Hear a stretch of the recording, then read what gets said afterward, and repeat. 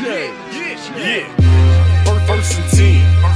We in the trenches. You like the water cooler. You be on the benches. Think your team better, but they lack skill. First snap, I leave your backs in the backfield. Your quarterback scared, I see it in his eyes. Sent the receiver in motion, that's just a disguise. My linebackers, they stepping up.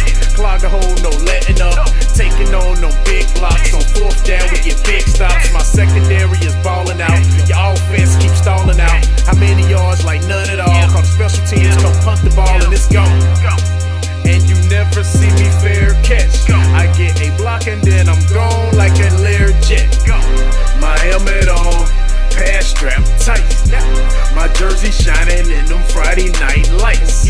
Win, we just came to win.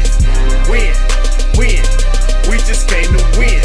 Friday night lights. Friday night lights. Win. We just came to win.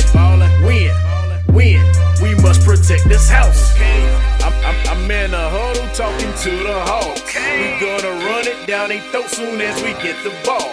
Come out and fire off the ball. We going on one. My skill position so proficient, break for long runs. Come out running that option. That mean I got the option to keep that or pitch that. Defense, they gotta fix that. 4 receivers, we spread them out in the shotgun. Hot reads, I got some. My tight end so awesome. Touchdowns, I toss some. We score 6, scoreboard, that score 6. Respect the ball, we protect the ball. We don't fumble, no throw picks. I feed my linemen pancakes, so all they blocks are pancakes. Push you around like all night. End of the game, get your handshakes, huh? My helmet on, pass strap tight. My jersey shining in them Friday night lights. Win. We just came to win. Win. We just came to win. Friday night lights. Friday night lights. Win. We just came to win. Win. We must protect this house.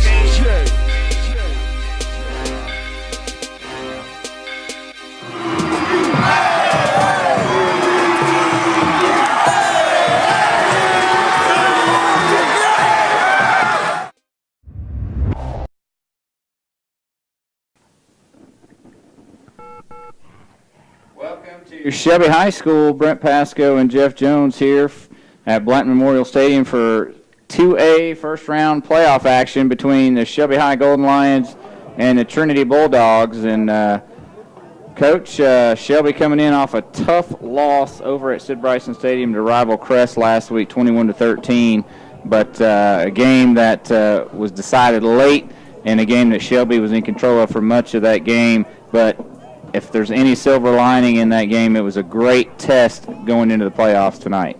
Well, it was a great high school football game, and we said that Friday night. If you didn't find something about this game to like, you needed to find a new sport, because it was a great high school football game. Now, obviously, we didn't like the way it ended, but just overall, it was a great high school football game. Both teams, left nothing on the field, and they went after it. And unfortunately for us, we came out on the short end of it. But that's a game that can get you ready for the playoffs. And I would say the biggest thing that Shelby has to do tonight is bring that type of intensity into this game, because it looks like I'm looking over on the Trinity side right now, and I am counting 15 people that are sitting over there on the Trinity side, and I don't know that they're going to have many more people than that.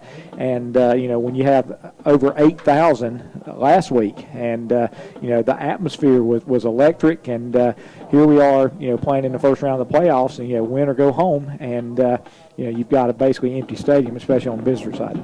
Well, you hit the nail on the head. Shelby needs to come out with that intensity. It's win or go home for both of these teams, and we saw that intensity last Friday night over at Sid Bryson Stadium, and let's hope Shelby can continue that and the good play that they showed last Friday into the first round of the playoffs. It's Shelby against Trinity tonight here on WOHS and KTCBroadcasting.com. We'll have the live, or we're recording tonight's game, so if you want to watch the game, It'll be available on the website after the game is over and for a few days up until, I think, Monday. So you won't be able to watch it live tonight, but you can listen in to Jeff and I, along with Steve DeGree, and we've got Jason Sane on the camera tonight, and, of course, Calvin Hastings running the boards back at Radio Central. Let's take a 3-minute break here on the Cleveland Regional Medical Center in-stadium pregame show, and we'll come back and we'll talk about the keys to the game for the Shelby High offense. So we'll do that in 3 minutes. Baseball players rely on lots of coaches. First base, third base, pitching, and catching. But when it comes to insurance, you only need one coach, an Allstate agent. They'll help you with your insurance game plan. Plus, Allstate agents can bundle your coverage for your car, apartment, boat, motorcycle, and more. So you've got all your bases covered. Are you in good hands? Your local Allstate agency is the Chris McDaniel Allstate Insurance Agency, 404 Cherryville Road, across from the YMCA in Shelby. Call 704-484-3463.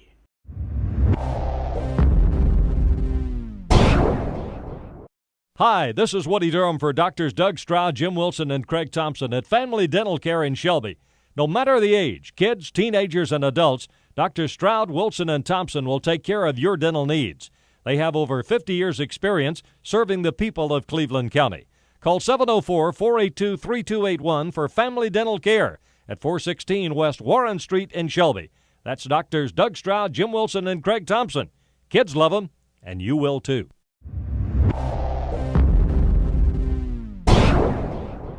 Since 1919, yes, 1919, Griffin Drug Store in downtown Kings Mountain has been serving the people of the Kings Mountain area with the finest in prescription service. And be sure to come in and ask about the 10% senior citizen discount. And most prescription cards are honored at Griffin Drug Center, 129 West Mountain Street in downtown Kings Mountain. Since 1919. Open 9 to 6 Monday through Friday, 9 to 12 on Saturday. That's Griffin Drug Center in Kings Mountain.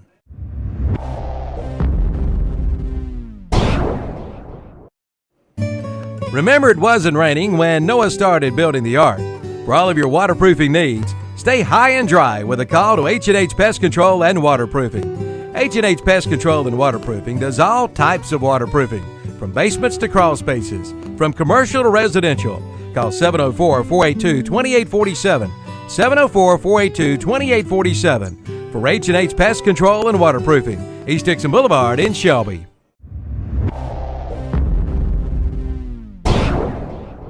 A child's life is so precious, yet all around us, children's lives are being destroyed by drugs. Take an active role in your child's life. Teach them that a healthy, drug-free lifestyle is their best choice. A word from Hooker Bonding of Shelby, our area's quality professionals, a name you can trust and depend on. Hooker Bonding is working today for a brighter tomorrow for our children.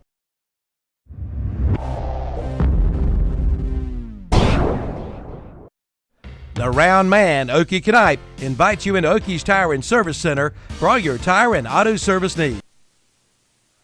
Back to Shelby High School. Brent Pasco, Jeff Jones, Steve DeGree, Jason Sane here at the stadium for the Cleveland Regional Medical Center Stadium pregame show. And, Coach, because a couple weeks ago we had some weather that delayed the Shelby High game, tonight's actually senior night for the Shelby High senior football players, cheerleaders, and band members, along with the sports medicine crew. So those players will be recognized prior to game time tonight, and we'd like to recognize all those seniors as well. And then, of course, we'd like to recognize all of our sponsors, too, who've been with us all year. Cleveland Regional Medical Center that sponsors our stadium pregame show. Of course, Medical Arts Pharmacy in their 21st year sponsoring the scoreboard. Aura Supermarket and Broad River Hams is our player to watch. Sponsor, Jamma Jay's Pizza Factory. Our kickoff sponsor, Pegram Insurance. Our Golden Lion First Down sponsor, Okie's Tire. Our game recap, Chris McDaniel, Allstate Insurance in their 7th year sponsoring our stat sheet. Dr. Doug Stroud, Dr. Jim Wilson, Dr. Craig Thompson, Family Dental Care sponsors our halftime show. That's the 9th year. Enlow Mortuary, our special teams player of the game. Carolina Energies, our offensive player of the game. J. Morgan Company, our defensive player of the game. And S&R Auto Sales in their 14th year sponsoring our overall players of the game. We appreciate them sponsoring our Shelby High broadcasts each year. It's about 20 minutes to kickoff here in the first round of the playoffs, Coach, and let's talk about the keys to Shelby offensively, where Shelby's had a great year offensively, balanced attack, rushing and passing, and putting up over 40 points a game. What's Shelby got to do tonight to keep that going? Well, one of the things that Shelby's going to have to do is deal with the weather tonight, and not so much, generally when we talk about dealing with weather, we talk about, some type of rain or wind situation, but it is cold outside. I mean, this is this is the first game that it's truly been cold, and I'll tell you what, one quick aside, any of you guys that are thinking about coming out to the game, there's still plenty of good seats here, and just be sure you dress warmly. And but I'm interested to see how Shelby hangs on to the football tonight. I think that's the key, because it's a lot easier to throw and catch the ball when it's relatively warm, but this will be the first night that we've had. I think that there's a possibility of temperatures down in the 20s, by the end of the ball game, and it is cold out there, and so that's one of the first things they need to do.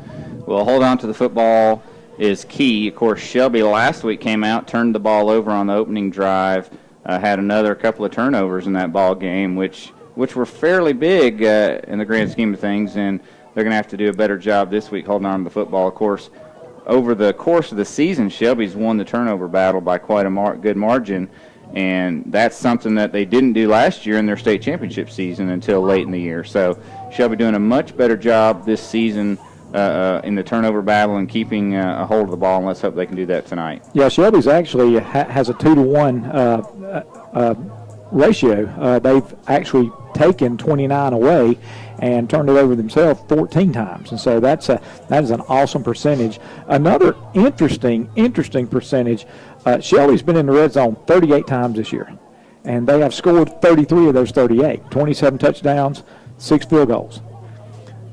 They have only given up 6 red zone scores.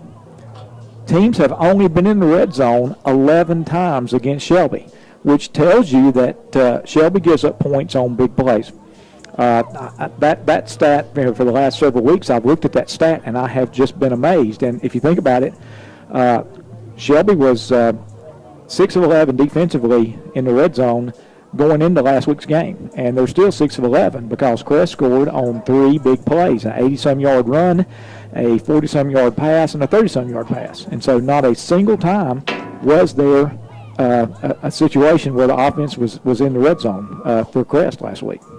It is an amazing stat, 11 times in 11 games, so averaging the other team only getting to the inside the 20 one time per game. And then only 55% of the time scoring, and that's been 4 touchdowns and 2 field goals. And so if you look at any level of football, if you're only giving up 55% red zone scores, that speaks well for your defense.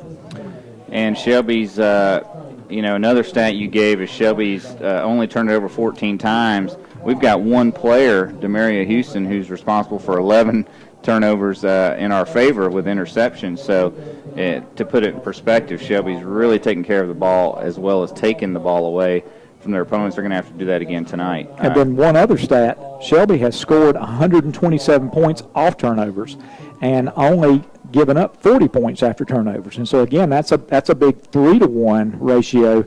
We're 2-to-1 on turnovers, but we're actually over 3-to-1 on doing something with those turnovers. And so, those are, definite keys to the game, and that's what Shelby has done well up to this point. Now, having had a chance to watch some film on this Trinity team, defensively, it's an interesting look. They have people standing up and down in stances all over the place, and it's almost one of those situations where they're trying to make it difficult for the offensive line to figure out who to block, because they have defensive ends down in the stance and nose guards standing up and linebackers walking up late. And so I know what Trinity's trying to do is they want to really put some indecision in the minds of the offensive line, trying to figure out who to block. And so one of the keys, again, offensively, is for the offensive line just to take their steps like they need to and block whoever shows up there. I'll tell you, an offensive line that at the beginning of the year just had one returning starter and one part-time starter from last year's team. They really came together about mid-season, and last week going against a team like Crest, who defensively had been giving up less than 4 points a ball game, really did a pretty good job for about 3 quarters. And then they started getting a little bit of pressure on quarterback R.J. George with some sacks. But, you got to give credit to the offensive line last week. They did a pretty good job. Shelby had a couple of deep drives that resulted in field goals. But that's better than most teams did against that Crest defense. Well, that's true. It's one of the biggest nights as far as amount of yardage that people had against Crest, because Crest, had given up, less than 100 yards total in the last 2 games. And so Shelby had, well over 200 yards, which is, much better than anybody else had done. And, they had given up a total of 7 points in the first half, and Shelby scored 3 offensive points and then 7 points on a turnover, and so scored 10 points in the first half.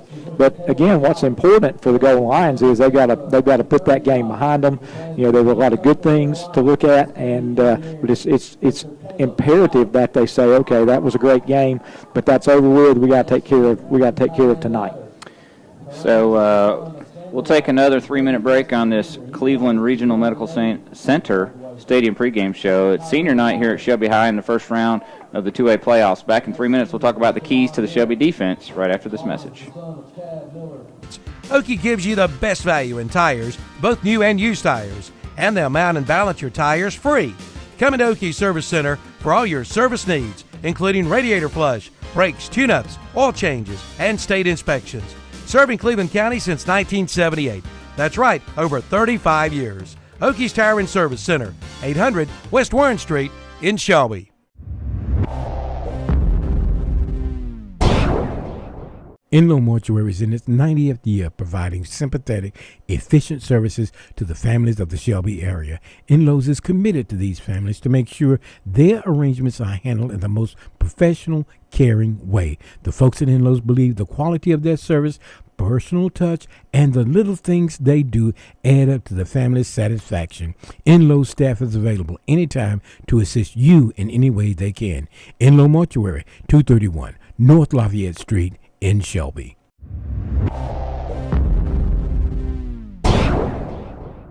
Shelby Savings Bank has been a part of the Cleveland County community for over 100 years. Our mission is to help the Cleveland County community grow and prosper. What distinguishes Shelby Savings is our deep relationships with our customers, knowing their names, treating them as individuals, and understanding all that they do. It's banking that fits your life. Locations in Uptown and at the Cleveland Mall. Shelby Savings Bank, a home trust bank. Member FDIC, equal housing lender.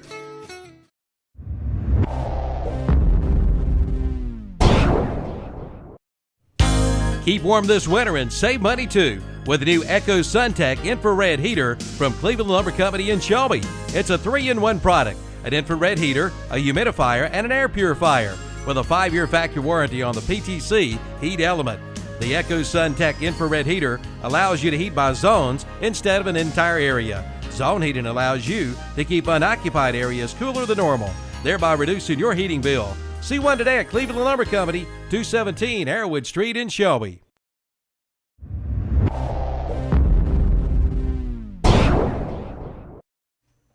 Good credit, bad credit, no credit? Apply today and ride today at Full Throttle Power Sports in Lowell. Pick up this week's What's Up Shopper for some great deals with zero money down and rates as low as 2.99%.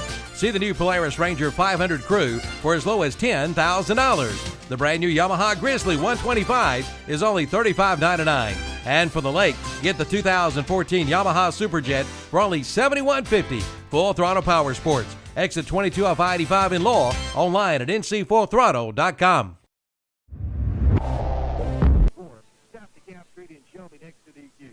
Call 704-482-2588. Homestar Mortgage. It's the easiest way home. Great ball players rely on lots of coaching. First base, third base, pitching and catching. When it comes to From soak to spin, the Whirlpool Duet Washer and Dryer Repair from Hendrick Appliance in Shelby and Gastonia are designed with features that do more, so you have to do less. with advanced features that sense and adapt to provide the perfect clean automatically. Your clothes will never look newer, and laundry day will look a whole lot easier. See them today at your nearest Hendrick Appliance, 1241 East Dixon Boulevard in Shelby, and at 4027 East. Back to Shelby High School here for the pregame show.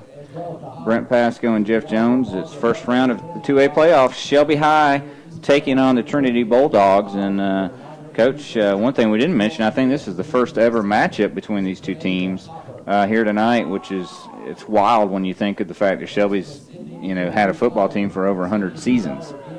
Yeah, and we found a good bit.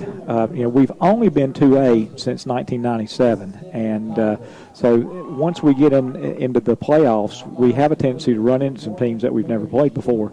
But yeah, when we get to this point, it's pretty unusual to have a team that we've never seen before. But that's what we're running into with this Trinity team. Now, Trinity on offense, they like to throw the ball, and they are.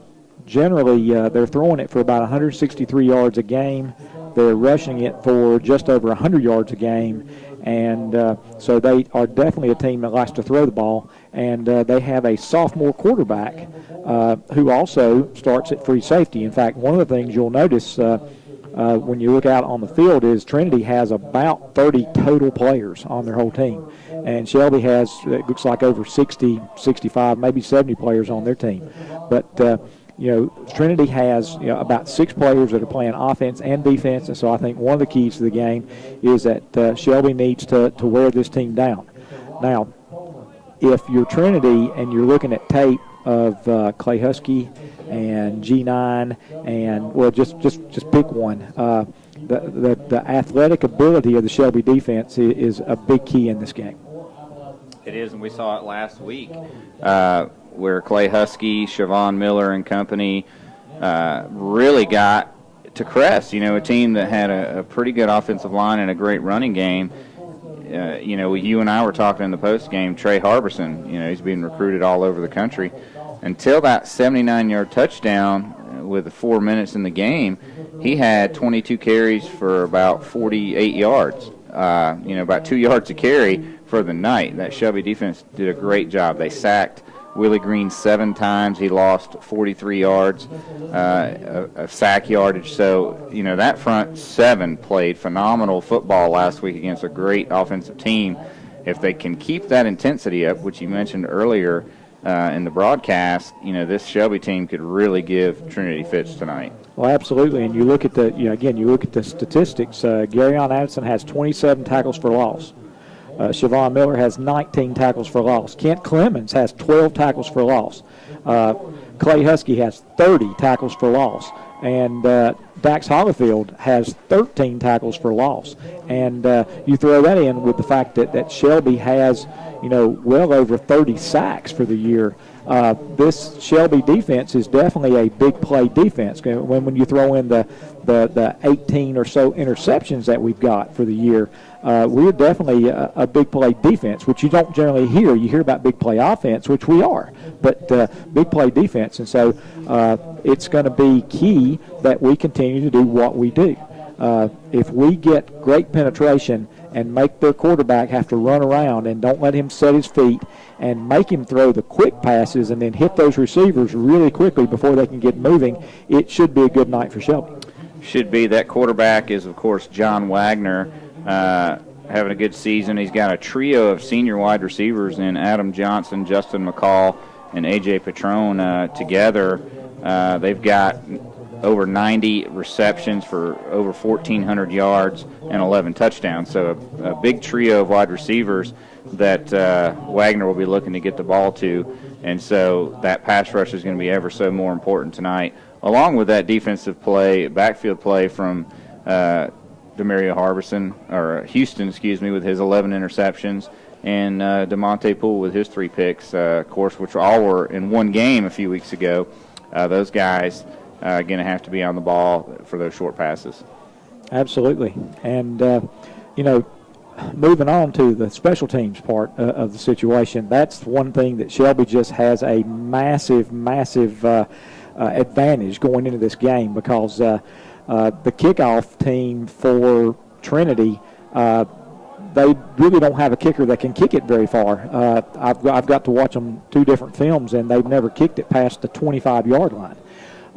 They've onside kicked a few times. They have tried 1 extra point for the whole year. They go for 2. And their punter averages 29.7 yards per punt. So, Shelby has a big advantage, but the one thing that we've got to do a good job, and we did a good job with the exception of 1 kickoff last week, we've got to do a good job covering the kicks, because one of the Trinity Bulldogs do have a couple of good deep men, and in those 2 games they did have good field position because they were able to do a good job running kicks back. And so it's important that Shelby take care and stay in their lanes. The captains tonight for the Trinity Bulldogs, seniors Colby Kinley. He's an offensive and defensive lineman, number 30. I don't have number 35 on my roster, but he's out there. Actually, that's 25. I'm sorry. DJ Pratt, who's their starting running back. Number 1, Adam Johnson, and number 2, Justin McCall. A couple of their senior wide receivers. For Shelby, it's G9, Garyon Addison, Clay Husky, Buck Ussery, and quarterback R.J. George. Quartet of seniors for Shelby, and a great bunch that's looking to go out with back-to-back state championships should Shelby get on a roll here. And the opening toss, and I didn't see who won it. Well, Shelby won it, and take a guess. Shelby will receive, and so the Golden Lions will get the ball first and look to put some points on the board. So we look across, the playoffs are starting this week. Trinity plays in the 2A Pac-6 conference. It's a 6-team conference, all 2A teams, and 5 of the 6 made the playoffs this year. Eastern Randolph's the number 2 seed in the 2A Eastern bracket. Randleman is the number 5 seed in the 2AA Eastern bracket. TW Andrews, the number 11 seed in the 2AA West bracket, and then Providence Grove and Trinity both in the 2A West as the 14 and 15 seeds respectively. Trinity is actually 5th place, so they got the last playoff berth from that conference. Across the way, our Cleveland County brethren, Kings Mountain, the number 10 seed in the 3A bracket. They play West Henderson tonight. Crest takes on Southwestern Randolph. Crest is the 1 seed in the 3A West. And South Point team Shelby played earlier this year takes on Fred T. Ford. East Rutherford is playing tonight against Mount Pleasant. And so another team, Polk County, that Shelby played earlier this year is taking on Lexington, and hopefully Steve DeGree can keep up with some of those scores for us tonight. Of course, Steve's got a little bit of business to take care of at halftime tonight, and we'll talk more about that later, but the Shelby High Middle School team is going to get honored tonight. They, of course, Tri-County champions for the 2nd consecutive year, so congratulations to the Shelby Middle School Blue Devils and Steve DeGree. And I'll tell you what, we'll take one more 1.5 minute break. Let's take a 90-second break. Calvin Hastings will be back with a Jam and Jay's Pizza Factory kickoff. Franklin Boulevard in Gastonia. Remember the name, Hendrick Appliance.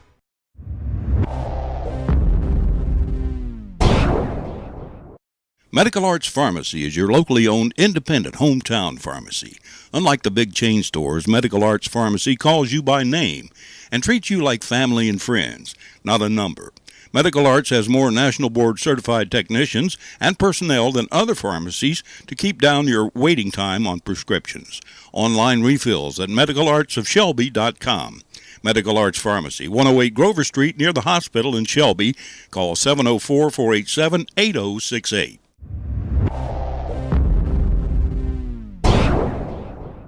Homestar Mortgage is now in their new location at 824 South DeKalb Street in Shelby, right next to the DQ. You're invited to come by and see their new offices. And when it comes to a home loan, see Homestar Mortgage. Talk with Bob Webb about your new home. From conventional loans to FHA to VA to USDA, and all loan programs are available to qualified buyers. Find out more today. Visit the new Homestar Mortgage, now in the new location at 824 South DeKalb Street in Shelby next to DQ. Call 704-482-2588. Homestar Mortgage, it's the easiest way home.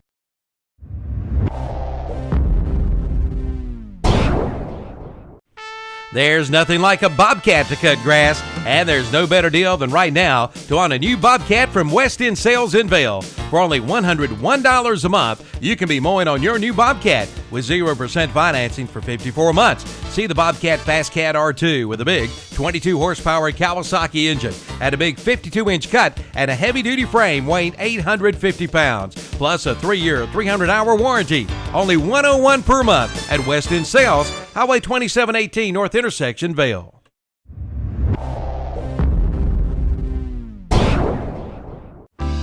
Old Man Winter is just around the corner. It's time to fill up your tank with home heated oil or kerosene from Energy Direct in Shelby. They promise to beat anybody's price. Check with Energy Direct in Shelby before you fill it up for winter.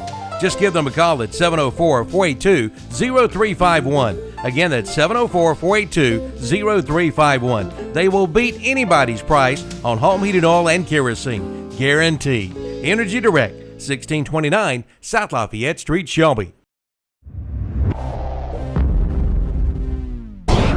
We're getting ready to kick this one off, the 2A playoffs between Shelby and Trinity. Back deep for the Golden Lions, freshman Day-Day Brooks, along with number 6, Jaden Borders. Of course, Jaden's coming up a little bit because, as you stated earlier, their kickoffs tend to be a little bit shy of the 25-yard line. So Jaden's right up there, just over the 20-yard line, and, of course, Day-Day back deep just in case. Well, let me say, I guess we need to do our players to watch, and I'm going to try to do a better job than I did last home game, and I'm going to go with Chad Reed again. Now, I did the last home game. I said Chad Reed, we were trying to get him to 1,000 yards, and then he almost didn't play. And so Chad's got about 990 yards for the season, and so Chad Reed's my offensive player to watch tonight.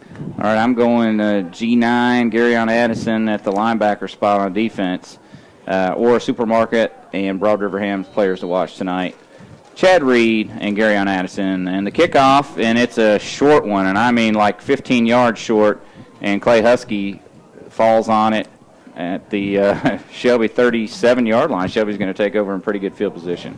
Yeah, 18-yard kickoff, which, again, is what we've seen from the Trinity Bulldogs all year. So it's R.J. George and company out first. First and 10, Golden Lions at their 37-yard line. Chad Reed in the backfield, 3 receivers left, 1 right. And, of course, R.J. in the shotgun, and he rolls left. He's got all day to throw it, and he's going all the way up top. Jaden Borders is back deep, and then it's picked off. Adam Johnson is there as the ball slightly underthrown, and Trinity takes over right away on the first turnover of the ball game. Yeah, that ball was just underthrown, and number 1, Adam Johnson, did a great job, made a great catch, and I was truly expecting it to get over his head, but he made a great catch, and so 1 play, 1 turnover, which is definitely not what we were looking for from the Golden Lions tonight. Not at all, and of course Shelby looking to hit the big play right away. They had a streaking Jaden Borders, but uncharacteristically, RJ just didn't quite get enough on it. And Johnson makes the nice pick as he goes to the ground. And on first down, it's DJ Pratt around the left side, and he's going to be hit right at the line of scrimmage by DeMonte Poole, and he falls forward for a couple of yards and out of bounds at maybe the 17-yard line.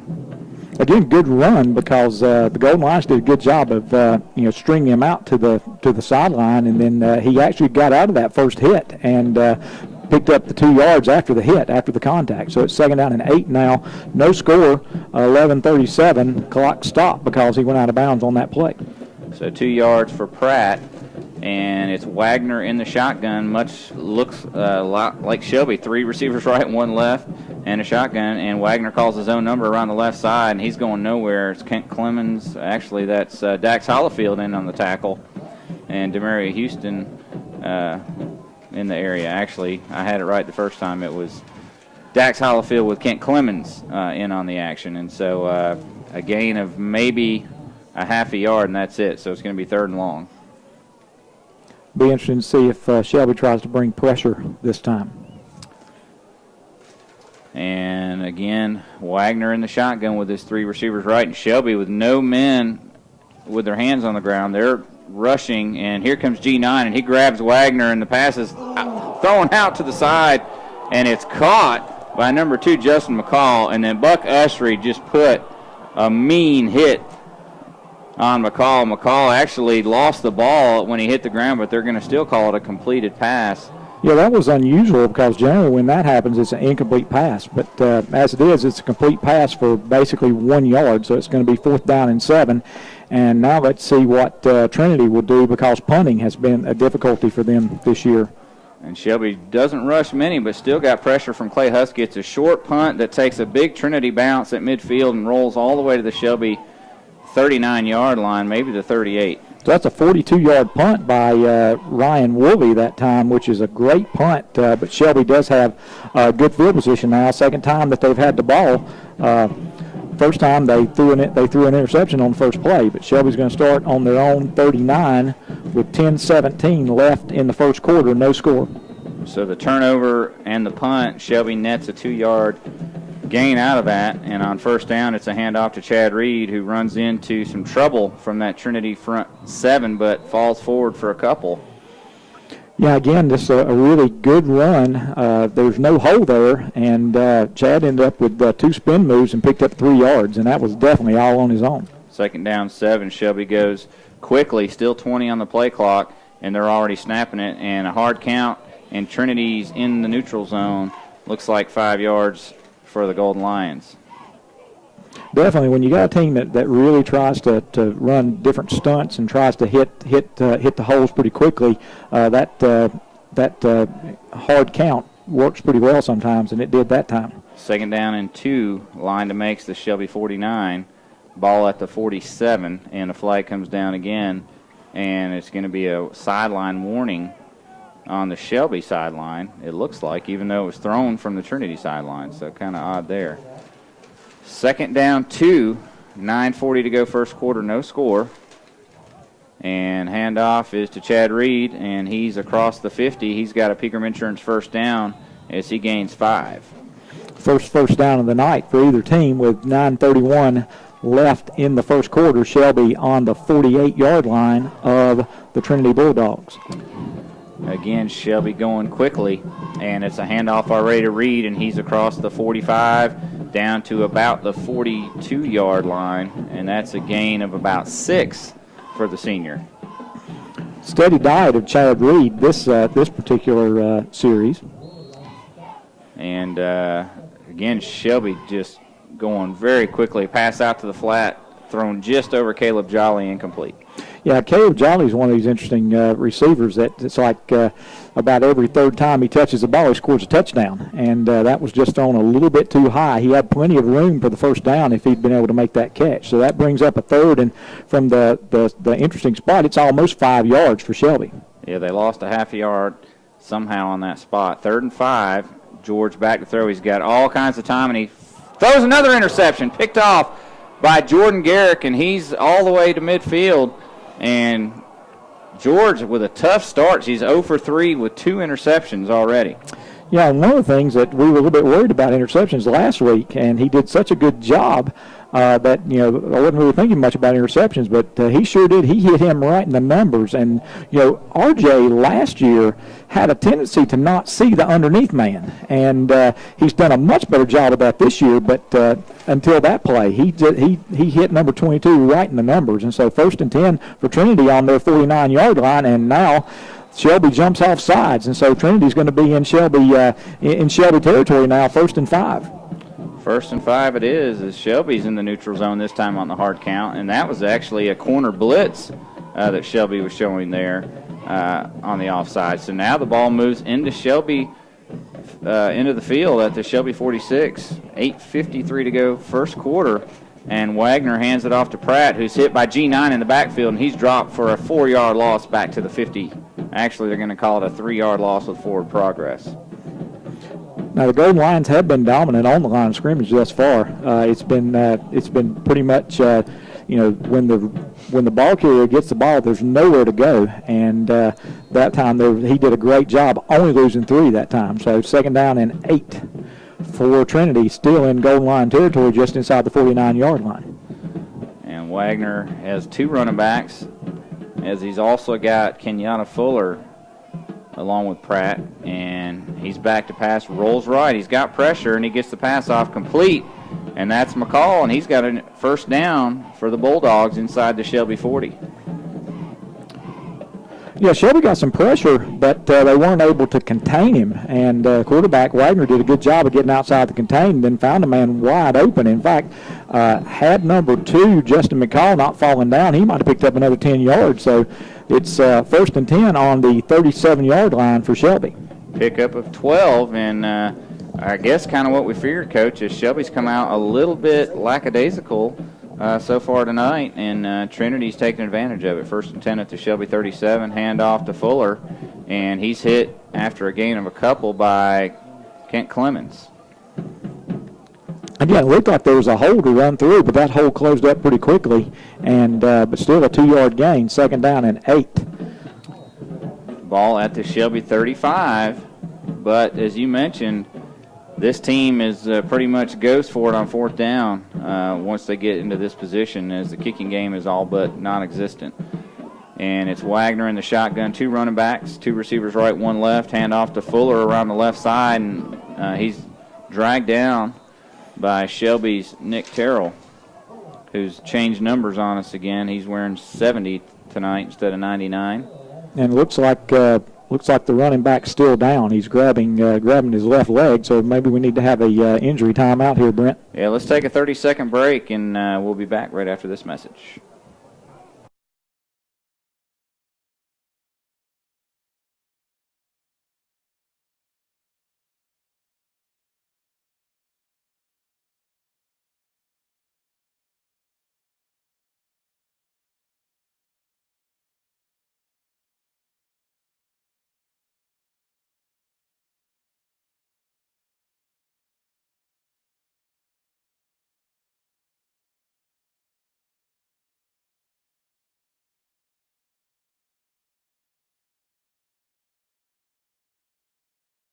Minutes to go here, first quarter, not quite midway through, and Shelby's already turned the ball over 2 times. And here in the pregame, we kind of boasted that the Golden Lions had only turned the ball over 14 times in 11 games coming into this one, and boom, 2 turnovers in the first 5 minutes. Well, the first turnover was a deep pass that was just barely underthrown, and you kind of understand that. But the second pass was just it was just RJ didn't see the linebacker dropping back into coverage, and so that was just a tough play. Now, what the Golden Lions need to do right now, it's third down and 5 for Trinity, and Trinity's going to go for it on fourth down. There's no doubt that they're not going to try a field goal unless they've recruited a kicker since Monday, and so it's definitely 2 downs. The Golden Lions need to do what they usually do, which is stop the team. And let's see if Fuller's injury doesn't look too serious. He's walking off on his own accord over there, although a little bit gingerly. Let's hope he's okay. But that's going to handcuff Trinity a little bit as it takes one of their playmakers out of the game momentarily. So now it's a 1-back set with Pratt, 2 receivers left and right, and Wagner in the shotgun goes with a hard count. Shelby stays on sides, and now he's going to call his own number. And who's there? Clay Husky to meet him in the backfield, and that's going to be a loss of 3. Back to the 35-yard line. Clay did a really nice job of not grabbing a face mask, and because the quarterback was crouched, and Clay basically had the quarterback, about his chest, and he was grabbing the tops of his shoulder pads, and I kept thinking, don't grab the face mask, don't grab the face mask, and then he held on and got some help, and so it's going to be fourth down and 7. Maybe officially 6. It's a long 6, a short 7, and as we felt, Trinity would be going for it, and they are. Wagner in the shotgun, and Shelby showing blitz from the outside. And here it is, it's Buck Usher, and he gets to Wagner. Wagner gets out of it, but he doesn't get out of Treshawn Borders, and Dax Hollifield knocks his helmet off with that hit. Was a big hit, Coach, as Treshawn Borders grabbed a hold of him, and Dax Hollifield finished him off. So, Golden Lion defense, as good as advertised, give up 1 first down, then stop it. So Shelby starts again on their own 34-yard line, but it's definitely time for us to take care of the football, which, as we meant earlier, was something that we had to do. So far, Crest leads Southwest Randolph 14-0 already in the first quarter. Here it's no score, and a handoff to Chad Reeder on the left side, and he breaks 1 tackle, and he hits the sidelines as he's across midfield and out of bounds at the Trinity 44-yard line, and that's going to be a gain of about 22 for the senior. Yeah, good run that time, and there was one tackler that had a chance to stop him about the line of scrimmage, and once he got outside that, it was there was no way they were going to stop him short of 20. Shelby, again, quickly on the ball, trying to really snap it quickly, and they do. And it's Reed again off right tackle this time, and he's inside the 40 with a gain of 5 on first down.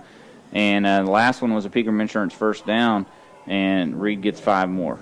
So 2nd down and 5 now. You kind of wonder, if they're going to try to come up with a quick short throw that RJ can complete just to kind of get his sea legs under him. It's Reed, and he makes kind of a stop on a dime move and bounces it out to the left, and he's got another Pegram Insurance first down inside the 35 to the 32, and he needed 5, got 7. And Reed is now well over 1,000 yards for the year because he needed about 12 yards according to the newspaper and about 7 yards according to our stats. And so he's well over 1,000 yards and doesn't look like he's going to stop anytime soon. Got 48 yards here in the first quarter, and add to that as he's across the 30 to the 28-yard line, and that's a pickup of 4 more for Chad. He's over 50 yards here in the first quarter. Yeah, and they're going to actually get him all the way to the 37, so that's going to be a 5-yard gain. And there is not a thing wrong with letting Chad Reed run the ball.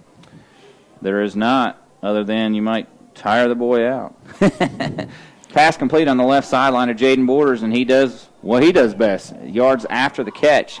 And he gets another Pegram Insurance first down to the 16-yard line. And that was just a nice, quick hitch pattern. And as you said, how many times have we seen Jaden Borders take that 5-yard catch and make it about 15? 1st and 10 for the Shelby Golden Lions at the 17-yard line, and the handoff is to Reed again, and he's inside the 5, still on his feet, down to the 3. And I have to apologize. I was trying to describe the last play, and we snapped it so quickly that I had to kind of do Brent's job that time. 1st and goal at the 3. 13-yard pickup and another Pegram Insurance first down for Shelby. And on first down, it's Chad Reed again, but this time Trinity up to the task as they stop Chad for a gain of maybe a yard if he even got the past the line of scrimmage. I don't think he did. Yeah, that's the first time that it seems like Trinity actually pushed the Golden Lion offense back just a little bit. Chad was a little bit upset because he didn't have any place to run. He ran up behind his left guard and center. 2nd goal, ball still at the 3. In motion goes Borders. Hand off to Reed, and he's hitting the backfield hard. 54, Austin Sexton. And another gain of 0 yards. So Shelby now 3rd and goal, still from the 3-yard line. Yeah, Austin Sexton, 6'3", 195 pounds. They're not very big, but that was a good hard hit that time. So 3rd down and goal, still at the 3-yard line. Let's see if RJ calls his own number. He rolls left. Quick pass out in the flat, right in the breadbasket, but dropped. Pass intended for Jaden Borders, and now Shelby with a 4th down situation. What are they going to do? I think they're going to go for it here. 4th down so far. Defensively, they've been pretty dominant, and so even if they don't score here, they're going to give it back inside the 5-yard line. They're not doing anything right now. I believe we're going to take a timeout, and we are. All right, let's take a 30-second break and see what Shelby does after this timeout. When accidents happen, it's reassuring to know that quick expert care is nearby. Carolina's Healthcare Urgent Care Shelby is now open and is staffed with experienced physicians, mid-level providers, nurses, and support personnel equipped with on-site laboratory and x-ray services. So keep our new location and contact information close by for immediate access to the region's preferred healthcare and largest physicians network. Carolina's Healthcare Urgent Care, 1010 East Dixon Boulevard, Shelby.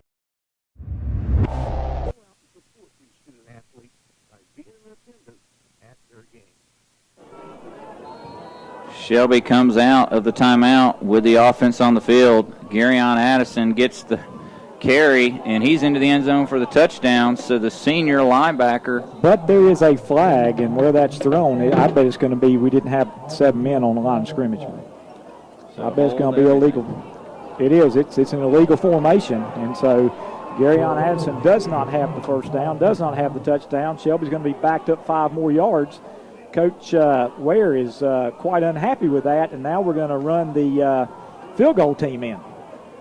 Coach, offline, we talked a little bit about how Shelby has been a little bit of a slow starting team this year, but for some reason the second quarter is just lights out in the Golden Lions' favor. We'll talk a little bit about that after this play, and another flag comes down. Now, if that's going to be on them, it'll be interesting to see. And it is. It's offsides, so maybe Shelby's going to run the offense back on the field again. So all we did was we lost 5, then we picked up 5, and it looks like Shelby is going to run the offense back on the field again. We were in a heavy formation with Garyon Addison beside the quarterback, and everybody was expecting him to lead Chad Reed into the end zone. And again, they hand the ball off to G9, and he's in the end zone again. So this time it's going to count. So Garyon Addison with the 3-yard touchdown run. Shelby breaks out on top with 3:23 left in the first quarter, 6-0, extra point upcoming. So the Golden Lions on the scoreboard is Garyon Addison with his first touchdown of the season. Actually, his second. He scored last week on a fumble recovery at Sid Bryson Stadium against Crest. Shelby waiting for the snap. Snaps back, ball's down, kicks up, and kick is good. So with 3:23 left in the first quarter, Shelby leads 7-0. And we'll take a 30-second break and be back with a Jim at Jay's Pizza Factory kickoff.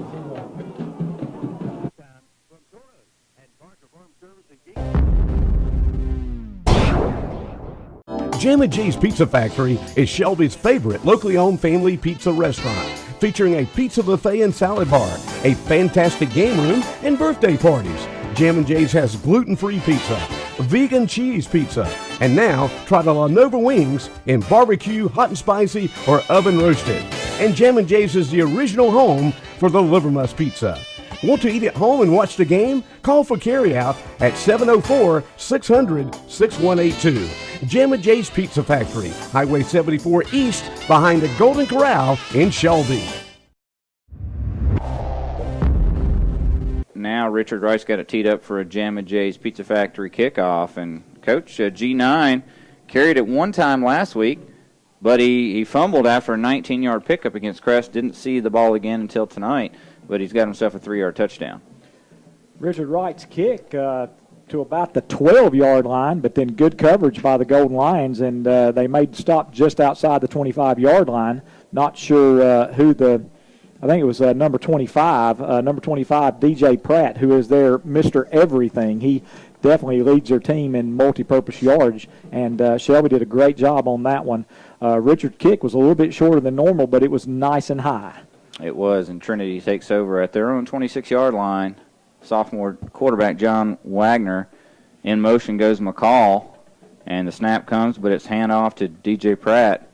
And a little bit slow play to develop, and Dax Hollifield and 70 Nick Terrell in on the tackle for a gain of 1. And what Trinity was doing that time was they've got an option off of that, and it was such a long time to develop the play. I was thinking there for a second the quarterback still had the ball, but he didn't, and thank goodness Dax Hollifield saw that he didn't. 2nd down 9, 2 receivers left and right. This time it's a big hit put on John Wagner by Garyon Addison. That wasn't even he didn't even take a 2-step drop. He just snapped it and threw it, and he got hit that fast by Garyon Addison. Yeah, what happened was he faked the handoff, and again, it was a long fake, and he pulled the ball and got ready to pass, and G9 hit him right in the mouth, and he was lucky that ball wasn't picked off, and Wagner took a little bit of time to get up, and he's kind of shaking his head right now. So it's going to be 3rd down and 9. Again, just a good hard hit by Garyon Addison that time. And Shelby showing a blitz from cornerback Demaria Houston. Almost gets to Wagner, but the pass is complete to Pratt, who makes a Shelby tackler miss, and then he gets the yards needed for the first down as he picks up 10, needed 9, and Shelby gambles that time with the blitz, and Wagner makes him pay. Well, I got to say that's a perfect play call because Shelby was bringing a blitz off the backside, and they set up a screen to that very backside, and what a good play and very well executed. And I don't know who it was that missed the tackle, but we had a chance to tackle him for about a 2-yard gain, but we missed it, and a good run that time by the running back. So that is another first down, second first down of the night for Trinity on their own 37-yard line now. 10-yard completion to DJ Pratt. And on first down, it's a pass out in the flat, and it's almost picked off, thrown high to Adam Johnson, and Damian Key was there, almost got the deflection, but it falls incomplete. Yeah, Damian read that perfectly and stepped between the receiver and the quarterback, and he had to get it over Damian's head. He had to throw it over his receiver's head, and Delvin Mitchell was actually in the area, almost had a play on the bounce, but he wasn't able to make it. But again, good play by the Shelby defense. Second down and 10. We're at 1:55 left in the first quarter. Shelby leading 7-0. And Wagner back to pass, and he rolls right, and he's got heavy pressure, but he gets the pass off complete to Johnson, who makes a great catch, tackled by Delvin Mitchell immediately, but that gains 5 yards on the play. Yeah, again, I'm impressed with the ability for Wagner to take just a few steps to the side and then get the ball off. And he had to throw that a long way. He was about the middle of the field, and he threw it all the way out to the numbers. And I think Delvin thought about trying to step in and make that play, but he made a good decision. And instead, as soon as the receiver took it in his hands, he made the tackle. So 3rd down and 5 on the 42-yard line. And Shelby with a 4-man front, and now Buck Ushery's changing sides of the field, as Trinity's got 3 receivers right. Looks like a timeout. Bulldogs. We'll take a 30-second break here as well and be back with this 3rd and 5 play for the Trinity Bulldogs right after this. Do you know what Putnam Distributors sells? Auto parts, truck parts, stuff for all sorts of equipment, plus 25 brands of motor oil, hydraulic fluids, filters, batteries, even nuts and bolts, and all at low, low prices. Putnam Distributors is located in downtown Patterson Springs, just 5 minutes from Kmart and the Cleveland Mall. Go south on Highway 226 or Highway 180 and just follow the signs. Putnam's prices are low on everything and for everybody. Call 704-487-9395 or visit them online at PutnamDistributors.com.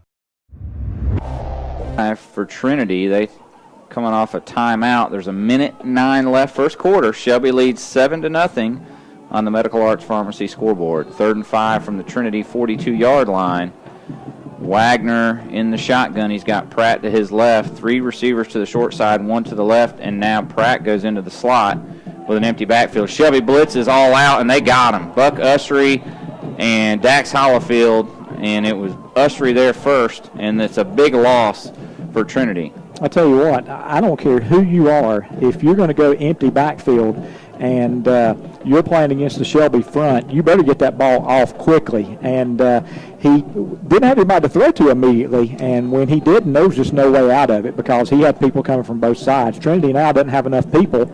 They're trying to get another person, and my guess is probably number 30 generally plays one of those up-back positions. The play clocks aren't working right now. Shelby with a great rush and good acting job that time by number 88, and thank goodness he did not fool the official. So that's a 13-20. That's about a 25-yard punt, and it was fair catch by Demario Houston. Good job of making that catch. So Shelby's going to start off on their own 43-yard line with 24 seconds left in the first half. Shelby got pressure from Clay Husky as usual, and Clay may have just barely brushed Ryan Woolley, and Woolley kind of, did like you said, what you're supposed to do. He went down, tried to sell it. The official thought about it, didn't call it. And on first down is Chad Reed, and he's into the secondary across the 50 and into Bulldog territory at the 43-yard line. A Pegram Insurance first down, and the clock at 17.7 as they move the chains. Shelby, again, ready to snap it quickly, and Trinity's not anywhere near set. And the snap is made, handoff to Chad Reed again, and he's back in the secondary again, and he is down inside the 20. Great move, and he may score, and he does. He takes it in all the way. That's a 43-yard run by Chad Reed with 3.2 seconds left in the first quarter. Touchdown, Golden Lions, as Reed carries it twice. First time for 14 yards, second one for 43, and a touchdown. And Shelby leads 13-0 with 3.2 seconds left first quarter. And here's Richard Wright for the point after attempt. R.J. George with the hold, and the kick's up and through, and Shelby leads 14-0. We'll be back in 30 seconds for a Jam & J's Pizza Factory kickoff. The Transportation Administration of Cleveland County and Cleveland County Transit would like to take this time to remind everyone that drugs like marijuana, alcohol, prescription drugs, and inhalants are the drugs of choice among our teens. They break hearts, break homes, and destroy childhood dreams. It's not just someone else's child, it could be yours. If you're not talking to your children about drugs, doesn't it make you wonder who is? TAC and Cleveland County Transit would like to wish all. Richard Wright's got it teed up for a Jim and Jay's Pizza Factory kickoff, his second of the night. And Shelby leads 14-0 on an Ed Green construction take it to the house 43-yard touchdown run by senior Chad Reed. And Chad's off to a big night here early. Wright's kickoff taken at the 16 by Johnson, and he's up to the 25 and still on his feet across the 30, taken down at the 32-yard line. Tackle made by Joe Barnes. And that was a great return that time by number one. That was number one, is that right? Yep, Johnson. By Johnson. Thought we had him at the 16-yard line, but he got through two tacklers and actually busted out just a little bit, and we made the tackle to 32. And that is the last play of the first quarter, Brent. Yeah, so let's take a 1-minute break, and we'll be back with the second quarter action. Norris Merchandise's beautiful furniture with bedroom, living room, and dining room furniture by the famous brands. Norris Merchandise's hardware, everything from nuts and bolts to lawnmower blades. Norris Merchandise's Carhartt clothing, featuring Carhartt workwear, casual wear, and rugged outdoor wear. And Norris Merchandise is an archery shop with a complete line of archery equipment and accessories. That's Norris Merchandise, 2011 South Lafayette Street, Shelby, online at norrismerchandise.com or on Facebook.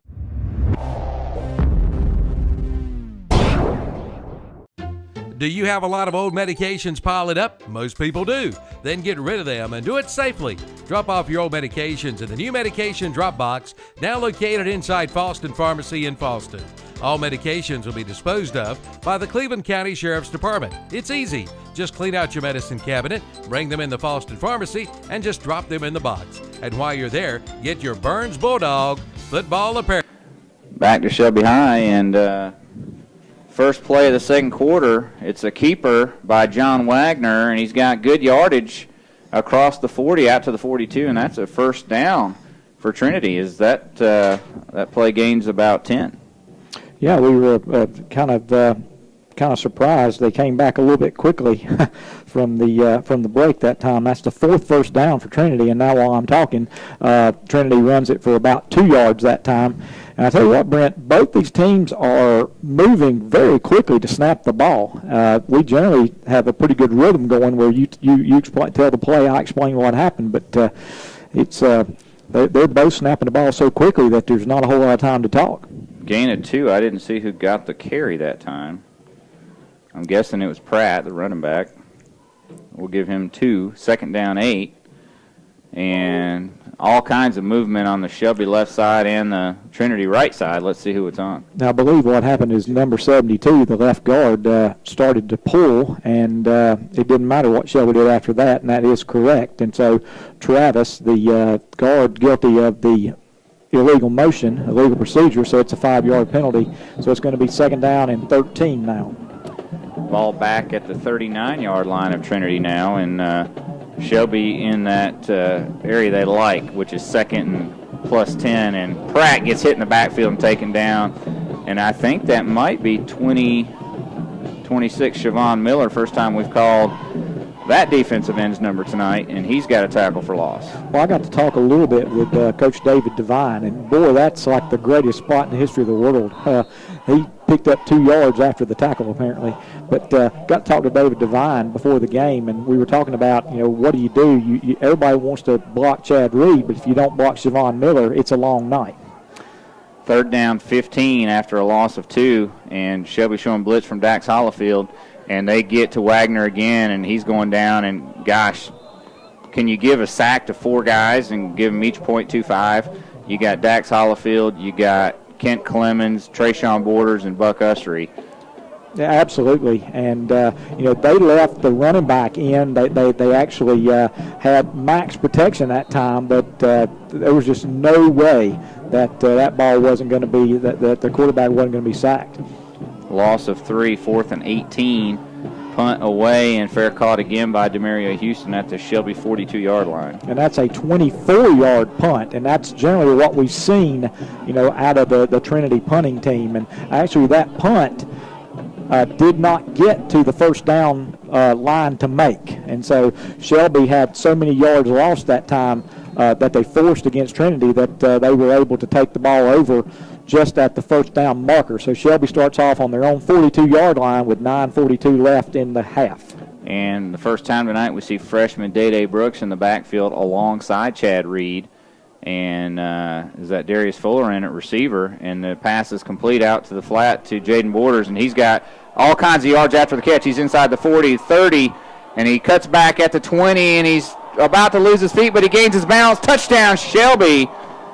A 58-yard pass and catch from R.J. George to Jaden Borders, and now we've seen the sophomore and what he can do after the catch, Coach. That was an excellent run. Both Reed's long run and Jaden Borders' long run showed off speed and then the ability to make a great cutback, and those were both just very, very excellent runs. And Shelby continues its blitz of the second quarter. And they put 6 on the first play from scrimmage on this drive. And Richard Wright, after a tough hold, has hooked it left. I don't think that's quite Richard's fault, but Shelby nonetheless leads 20-0, 9:27 to go. Second quarter, back in 30 seconds. Boston Pharmacy, Highway 18 North in Boston.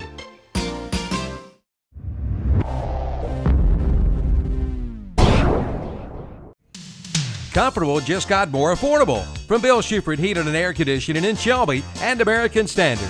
Keep cool this summer with one call to Bill Schufert Heating and Air and get up to $1,100 in rebates. Plus, ask about special financing available on famous American Standard equipment. Call 704-484-0025 or drop by their office at 213 Campbell Street in Shelby. Get up to $1,100 in rebates now on American Standard. Bill Schufert Heating and Air and American Standard, where your comfort is our concern. And take it to the house. Touchdown, pass and catch from R.J. George to Jaden Borders that covered 58 yards. The extra point was missed after a high snap. And Shelby, Richard Wright's kicking it off, a Jam and Jay's Pizza Factory kickoff. And this one's a good one deep to the 2. And Johnson on the return, but there's all kinds of black shirts there inside the 15. That's the first time that Richard really got his foot into it and almost got it into the end zone, but a great catch by number 1, Adam Johnson. But, hindsight's 2020. Adam could think that he would have been better off letting that go into the end zone because they would have had the ball on their 20. As it is, he did all he could and got out to the 15. So Shelby, again, winning the battle of the special teams thus far. 9:19 left in the first half. Shelby leads 20-0. And it's Wagner at quarterback, Pratt at one running back spot. I think that might be Fuller back in the game. And back to pass and sacked again. And the ball's on the ground, picked up by Trinity. And one of the linemen got it, but all the way back at the 5. And I think G9 got there, or maybe it was Clay Husky. Either way, they were in there in a hurry. I think one of them hit him, and he bounced off, and the other one hit him and made him fumble. Yeah, I think G9 hit him and then didn't actually finish up the sack. And, what's happened already is poor John Wagner has been hit so many times already that you could tell when he got back there and G9 came down at him, he just kind of bent over as if go ahead and knock me down. And he gave up on that one. Loss of 10 back to the 5-yard line, 2nd and 20, and a pass that is a slant intended for McCall, high, tipped in the air, and one of those dangerous ones, Coach, where Shelby tried to make a pick-6 attempt at it, but the ball fell incomplete. And that's number 20. Who would that be? Demario Houston almost had another pick-6. So this is a very a rough situation for Trinity. They've got 3rd down and 20 on their own 5-yard line, and Shelby they're not going to let up right now. They're going to bring about 6 again. And here they come. Dax Hollifield almost gets there. It's tipped in the air by Kent Clemens, and he almost had a pick 6 from the defensive tackle spot as he bats that one down. 4th down and 20 coming. And what Trinity tried to do that time, again, smart move, they tried to set up a middle screen. The problem was big number 90 said, there is no screen because I'm right here in the way. And Kent could just about have caught that one, but instead he knocked it down. So the excitement continues, kicking out of their own end zone, and the ball is straight up in the air. And we fair catch it, Demary Houston at the 24-yard line. So Shelby's going to start after a 19-yard punt on the 24-yard line of Trinity. That was crazy because he fair caught that 1 yard inside the line they had to make for the first down, much like the last one. So Shelby takes over an excellent field position, but those aren't easy fair catches. When you got a kick that short and that high, you've got all the defenders there waiting for you to fumble it, and DeMario's done a good job of fielding them all cleanly. 1st and 10 Shelby, and Chad Reed now in the slot, and it's Buck Ussery. Actually, that's Dede Brooks at running back, and he gets the pass out in the flat. He catches it. He's at the 20, makes one man miss, and gets down to about the 16. Pickup of about 8 for Dede Brooks. First time that RJ's actually had to evade a pass rush. What Trinity's basically done tonight is they tried to rush 3 and drop 8 into coverage. Now, dropping 8 into coverage, that's why they got interceptions the first 2 times we threw the ball. But since then, RJ's just sat back and eaten them up. First reception of the year for Dede Brooks. He gets 8 yards, and now he gets the carry on 2nd and 2, and he bounces it to the outside, and he tries to get a move. He's back to the line of scrimmage, and I think what happened there is he had a lead blocker, but there was 2 defenders, and they didn't both get blocked. Let's just put it that way. Yeah, that was a good play by the defense that time, and just sometimes the defense wins, and they did. We had 1 blocker and 2 defenders, and Dede just did the best he could on that. So it's going to be 3rd down and 2. He was trying to find a hole, and now it's Chad Reed, and he bounces into the secondary, and he's going to be into the end zone for a touchdown from 16 yards out. And that's Reed's 2nd rushing touchdown of the night. And Shelby up 26-0 on the Medical Arts Pharmacy scoreboard. 7:10 left, 2nd quarter. And the Golden Lions are scoring quickly. That's the 4th straight touchdown now, and that took 1 minute and 19 seconds. Richard Wright in for the point after. This time the snap's good, the hold's good, and the kick's up and straight through. Shelby 27, Trinity nothing. Back in another 30 seconds for a Jammin' Jay's Pizza Factory kickoff. Boost Mobile by AZ Wireless has now opened their new additional location at 1325 East Dixon Boulevard in Shelby. Come on in now and find out how you can get a free phone. That's right, a free phone. Get a free phone when you switch your number from another carrier to Boost Mobile by AZ Wireless with 4G packages starting at only $35 per month. Available only at Boost Mobile by AZ Wireless. 900 South Lafayette Street in Shelby, and now a new additional location located at 1325 East Dixon Boulevard in Shelby. High School, and it's 27-0 Golden Lions. An Ed Green construction take it to the house. 16-yard touchdown run by Chad Reed. His 2nd touchdown run in as many carries as he went in from 43 yards out a minute ago. And Shelby's busted open a close game, and they lead 27-0. Still 7:10 left, 2nd quarter. And Richard Wright angles the kickoff to the 12-yard line, and that's taken by Adam Johnson. And again, he doesn't even get to the 20. As he's taken down at the 18-yard line by a slew of Golden Lions. Again, the one thing that Johnson might have done is let that ball hit the ground because it was really close to going out of bounds. But the breaks that Trinity's had tonight, if he had let that thing fall the way it's gone for him, it would probably roll down to about the 5-yard line, and Shelby would have been able to recover it. Again, a very effective kick when the ball is caught at the 12 and he's tackled at the 18. He doesn't get much better than that. West Henderson leads Kings Mountain 14-7. Crest on top of Southwest Randolph 14-0. 1st and 10, and Wagner rolls right, gets the quick pass off. It looks like it just shy of McCall's. It bounces in there incomplete. Which actually is good for Trinity, because had he caught it, he would have lost a yard. And it's obvious that quarterback John Wagner is having to, get rid of the ball quickly and run for his life at the same time. Tell you, he's missed on 4 of his last 5 passes, 5 of his last 7, and all that's done is stop the clock.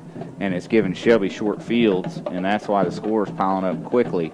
Still 6:54 to go in the first half, and it's 2nd and 10 with the clock stopped, and Wagner's going to throw it again, and this time it's I don't even know what to say. They're going to get a penalty, and I can understand why they're going to get the penalty.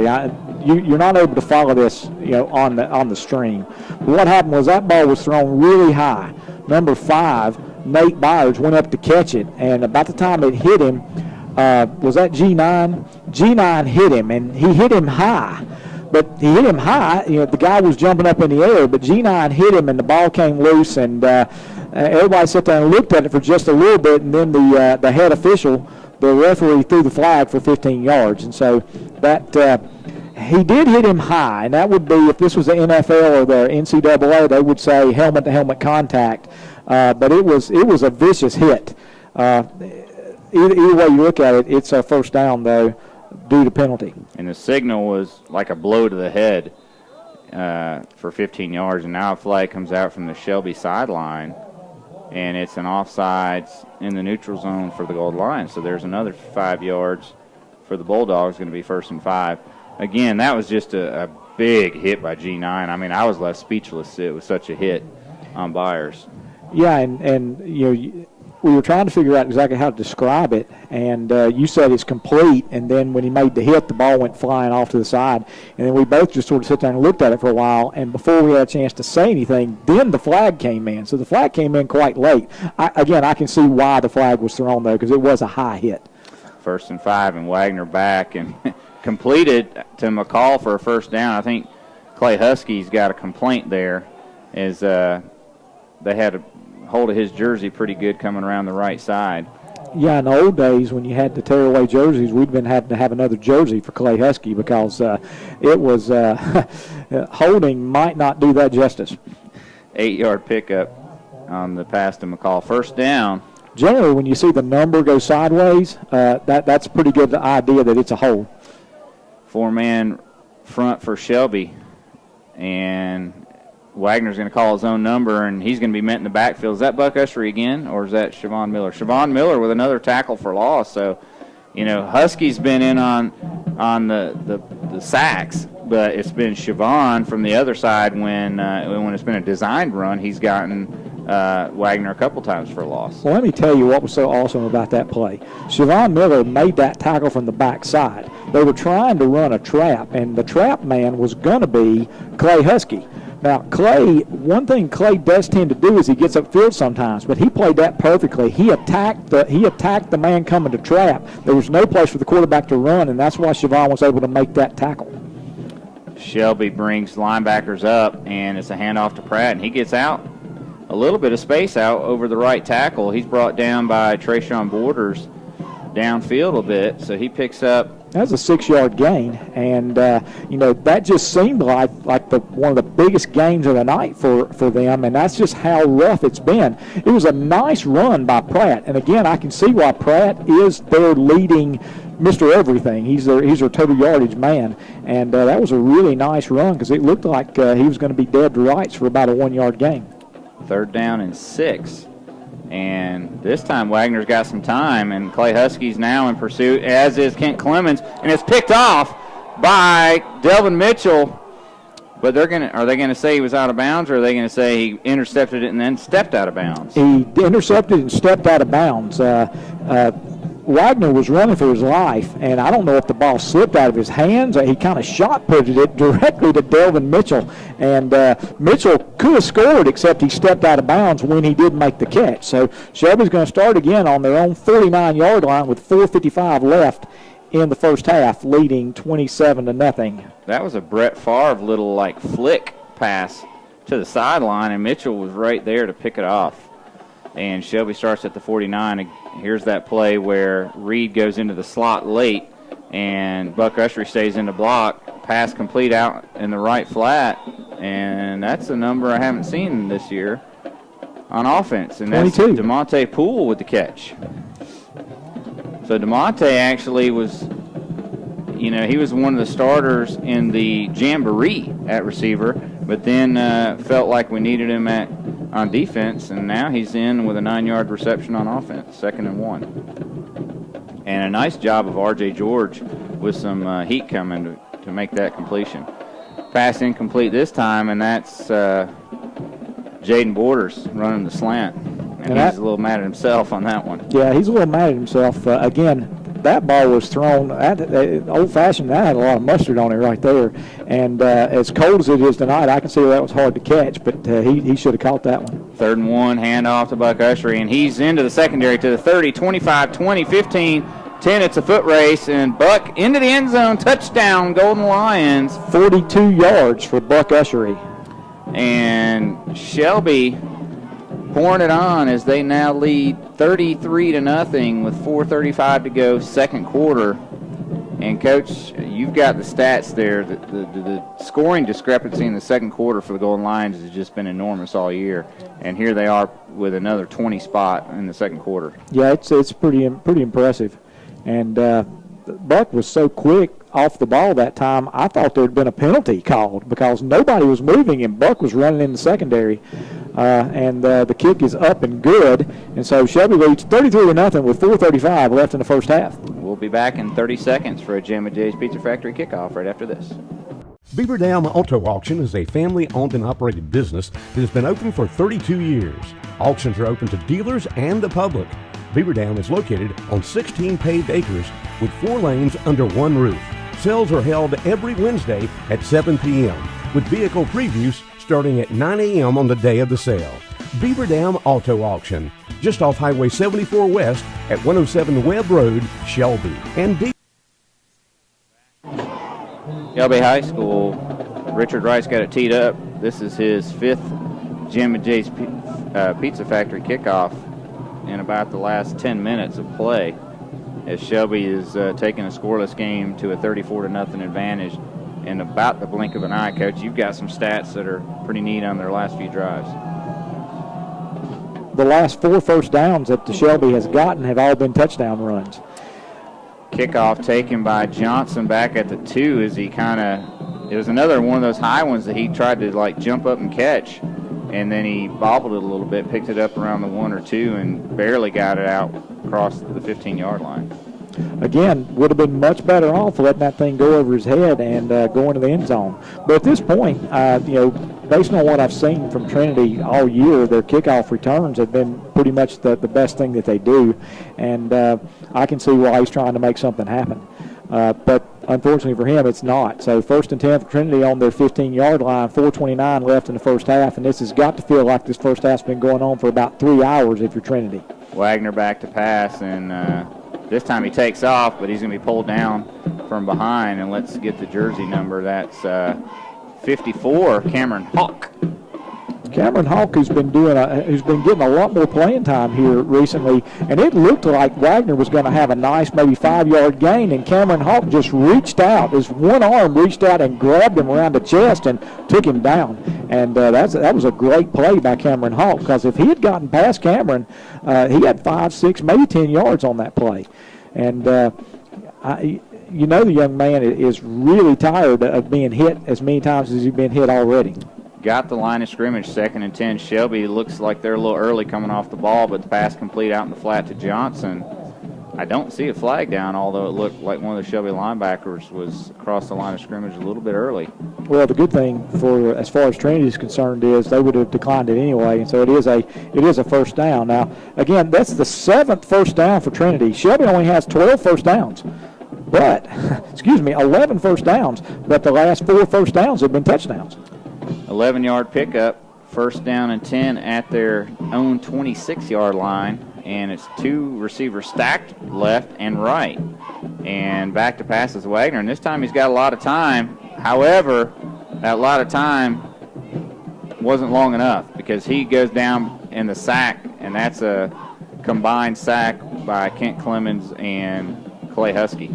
and that's an 11-yard loss. Now, one of the nice things about stacking your receivers, it makes it hard for the defensive guys to figure out who they're going to take. And I was looking down here on our sideline, and the man that did the 10-yard out was wide open. Trouble is, he didn't have time to throw it after 10 yards because as he was making his cut for the 10-yard out, Wagner was being sacked. Timeout. Trinity will take a 30-second break. 3:08 to go, second quarter. Shelby 34, Trinity 0. Bring titles and inspected vehicles to sell to the public and get rid of that old inventory.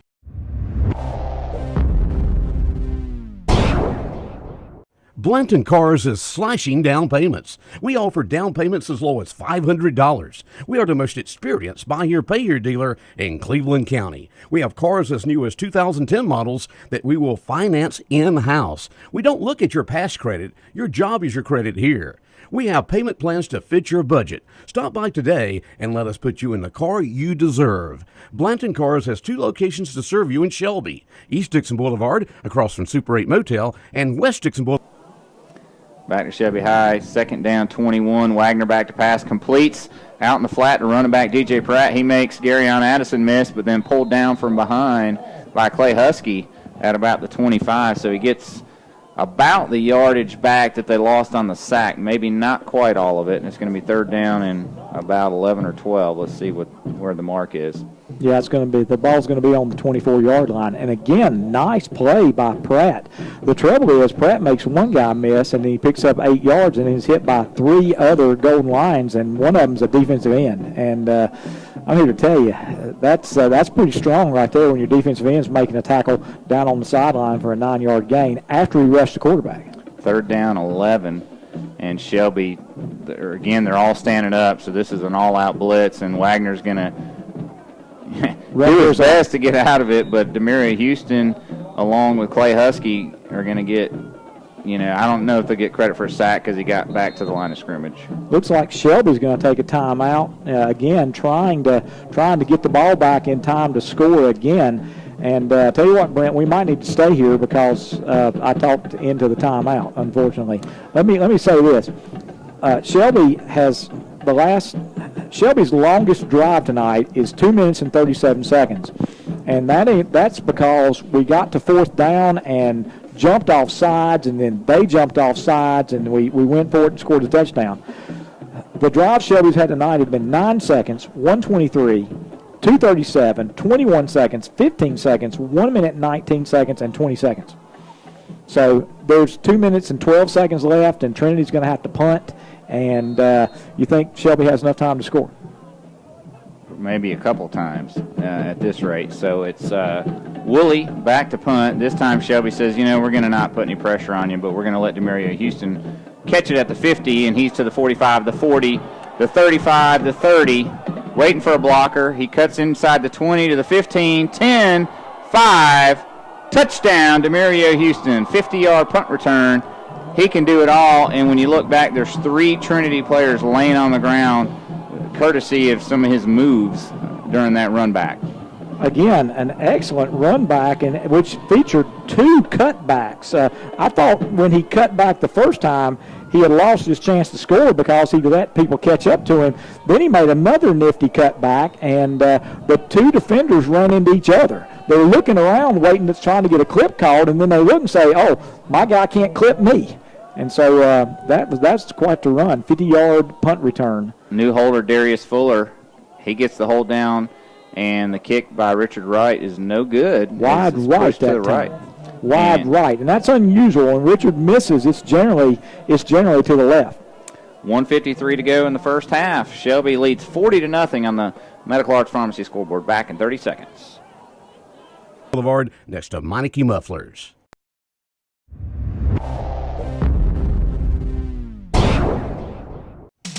Keep cool this summer and save cash too with a new Train from Forest City Heating and Air in Forest City. Hurry in now and check out the great deals from Train. Now you can get 0% financing for up to 60 months on qualifying credit approval and qualified equipment. Come into Forest City Heating and Air for all the details. Give them a call at 828-245-1379. That's 828-245-1379. Forest City Heating and Air. serving Cleveland County and Rutherford counties for over 30 years. Remember, it's hard to stop a train. Over Trinity. 1:53 to go.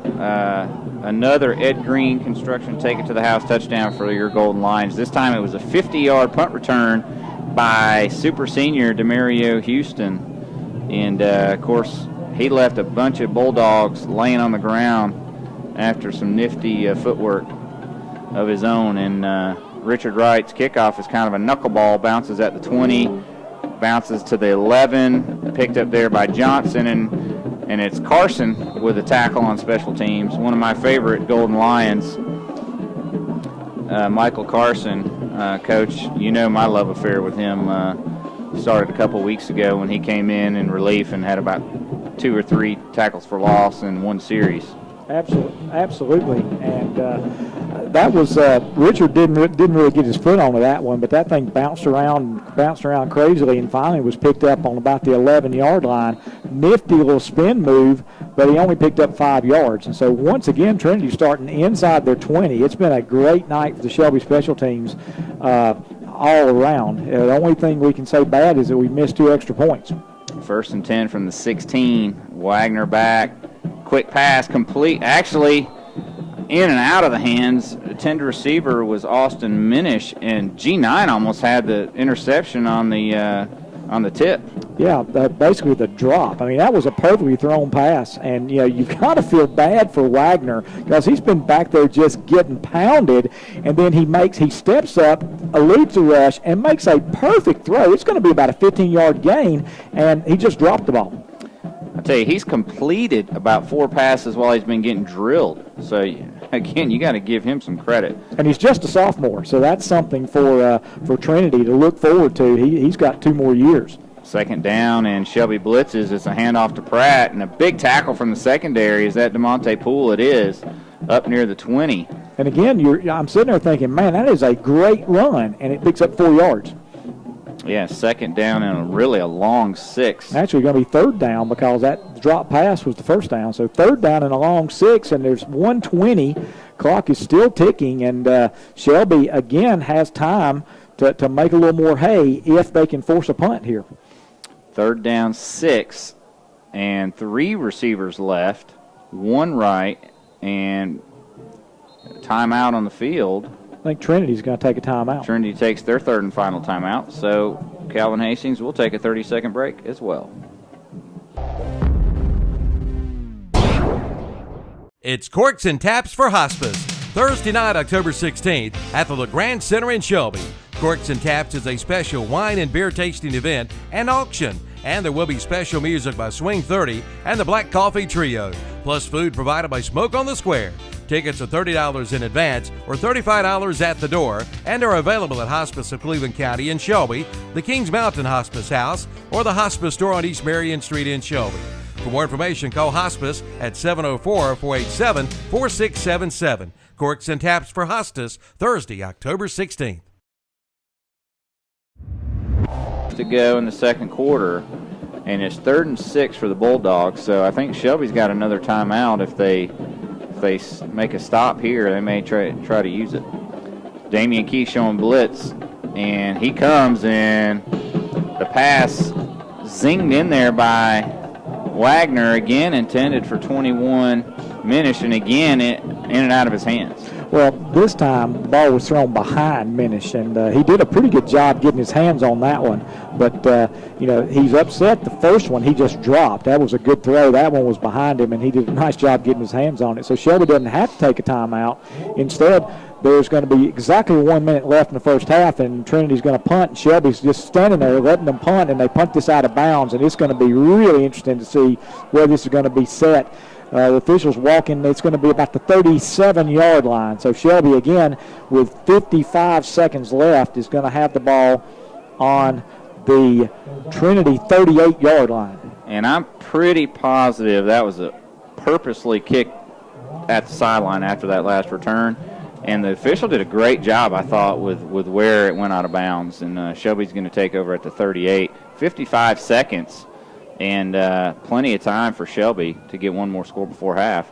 And they're going to the passing game, complete to Chad Reed out in the flat. And now he cuts it back to the middle of the field. Now he pops it back to the outside. And after all that, he's only going to gain about 7 on the play. And Shelby's going to take their last time out of the first half. That play took a while. I think coaches may be a little bit upset that Chad didn't take that out of bounds, but Chad was trying to make the big play happen. Yeah, we'll keep it here. I think Chad got about 6.5 on that reception, his first catch of the night. You know, R.J. George hasn't had to do a whole lot tonight. He threw a couple of picks, you know, in the first quarter, early in the first quarter, and we were a little bit, I wouldn't say nervous, but, you know, just a little bit on edge, and he's come back nicely. He's completed, let's see, 1, 2, 3, 5 out of his last 7, including a 58-yard touchdown pass to Jaden Borders.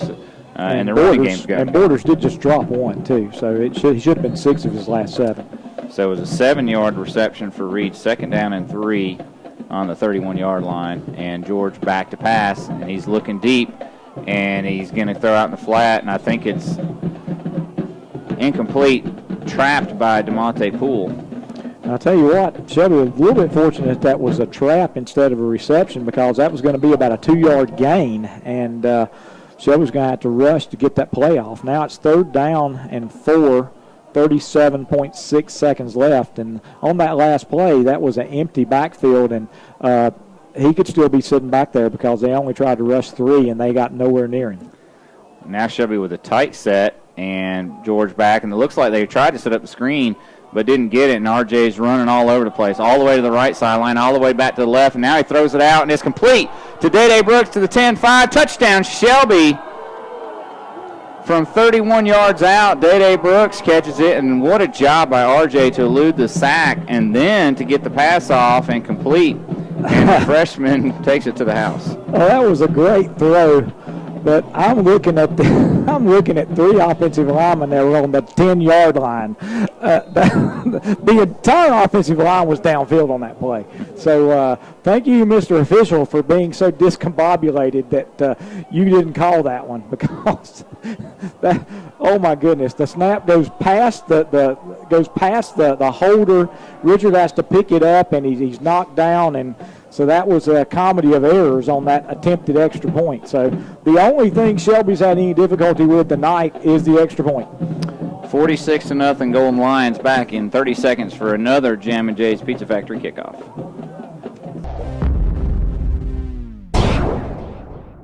Old Man Winter is just around the corner. Are you ready? It's time to get ready with a stop at Future Energy Company in Shelby. Take a look at the line of Menneson vent-free gas logs, bringing you warmth, ambience, and convenience to your home. Plus, take a look at the Yodel and Lopi wood stoves. And remember, Future Energy Company does chimney cleaning, and they install and service gas logs. Future Energy Company, 130 West Graham Street at Uptown Shelby, open 10 to 5:30 Monday through Friday, 9:30 to 1 on Saturday, online at futureenergyco.com. Green Construction, take it to the house, touchdown. This time a 31-yard touchdown pass from senior R.J. George to freshman Dede Brooks. And Shelby leads 46-0. And the second quarter, I believe Shelby's put 33 points on the scoreboard. And Richard Wright's kickoff, high and deep, taken at the 5 by Adam Johnson. And Adam Johnson this time out across the 20 to the 25. And the tackle was made by Will Stites, one of the JV team members that got moved up to the varsity at the end of the season. I'll tell you what, I'm going back to that extra point. We were talking about the fact the entire offensive line was about 13 yards downfield on the touchdown. But it looked to me that what happened was Trinity was trying to get one of their players off the field, and I think the holder was watching the player try to get off the field. The center had no way of seeing that the player was trying to get off the field. He went ahead and snapped it, and as I'm saying that, it's another sack. And that time, that was actually a handoff to Pratt and a tackle for loss by Trayshawn Borders. And that one loses 4 yards. And that's going to be the end of the first half. And Trinity's saying, oh, my goodness, it took long enough. And so, wow, 46-0, Shelby leads at the end of the first half. Trinity making their way over here, and it looks like they're not even going to go down to the field house. So I mean, just, oh my goodness, they're going to stay out, in the corner of the field, and it's got to be down about 29, 28 degrees. The wind's blowing, and, what do you say? You say we're down 46 to nothing. Let's get this one over with as quickly as we can. I'm sure we'll see a running clock in the second half, but at halftime, Shelby leads Trinity 46 to nothing. We'll be back in 3 minutes for the Dr. Doug Stroud, Dr. Jim Wilson, and Dr. Craig Thompson Family Dental Care Halftime Show after this message. If you miss the McRib, like the Mojave Desert misses a tropical storm, like a hockey player misses his front teeth, and like a guy with a mullet misses the 80s. Later, dude. Then we've got good news for you. The McRib is back at McDonald's with its epic sauciness. Here's more good news. You'll be happy with a McRib Manager Special with medium fries and a medium Dr. Pepper for just $4.49, only at McDonald's. For a limited time, prices and participation may vary.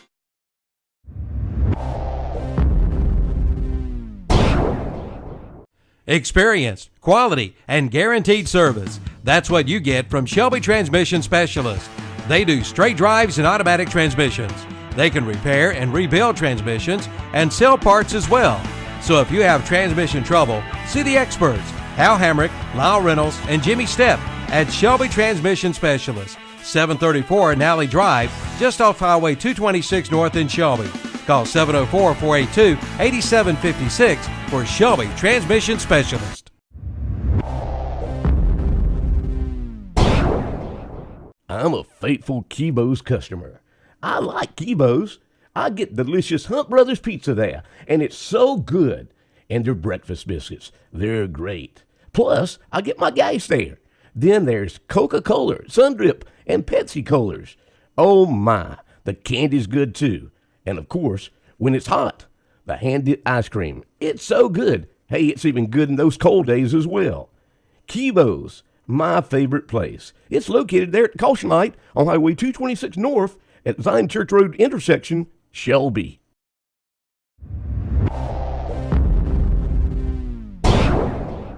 Summertime, kids in and out of the house, pets bringing in all types of creatures inside with them, and you wondering how in the world are you going to keep your carpet clean. Keys Carpet and Floor Covering in Shelby has some great carpet cleaning products, but if you need new carpet or floor covering, they have great prices too, with professional installation. So don't you get the summertime blues. Put the top down and chill out with a stop at Keys Carpet and Floor Covering, 1162 East Marion Street in Shelby, your floor covering headquarters in this area.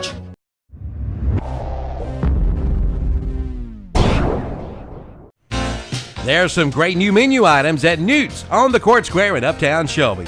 Try their Green Man Burger, or the new Cheddar Jalapeno Burger, or the new sliders. Other new items at Newt's includes a Fuse Burger, Pam's Adobo Dog, and a big new chef salad. And be sure to ask for the $6 Burger of the Day.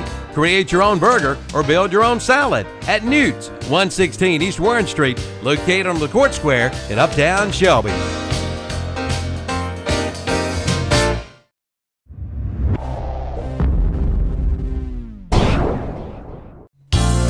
Want to cut your cooling costs this summer? With a highly efficient York air conditioning system, you can save up to 50% on energy costs while enjoying more consistent temperatures throughout your home.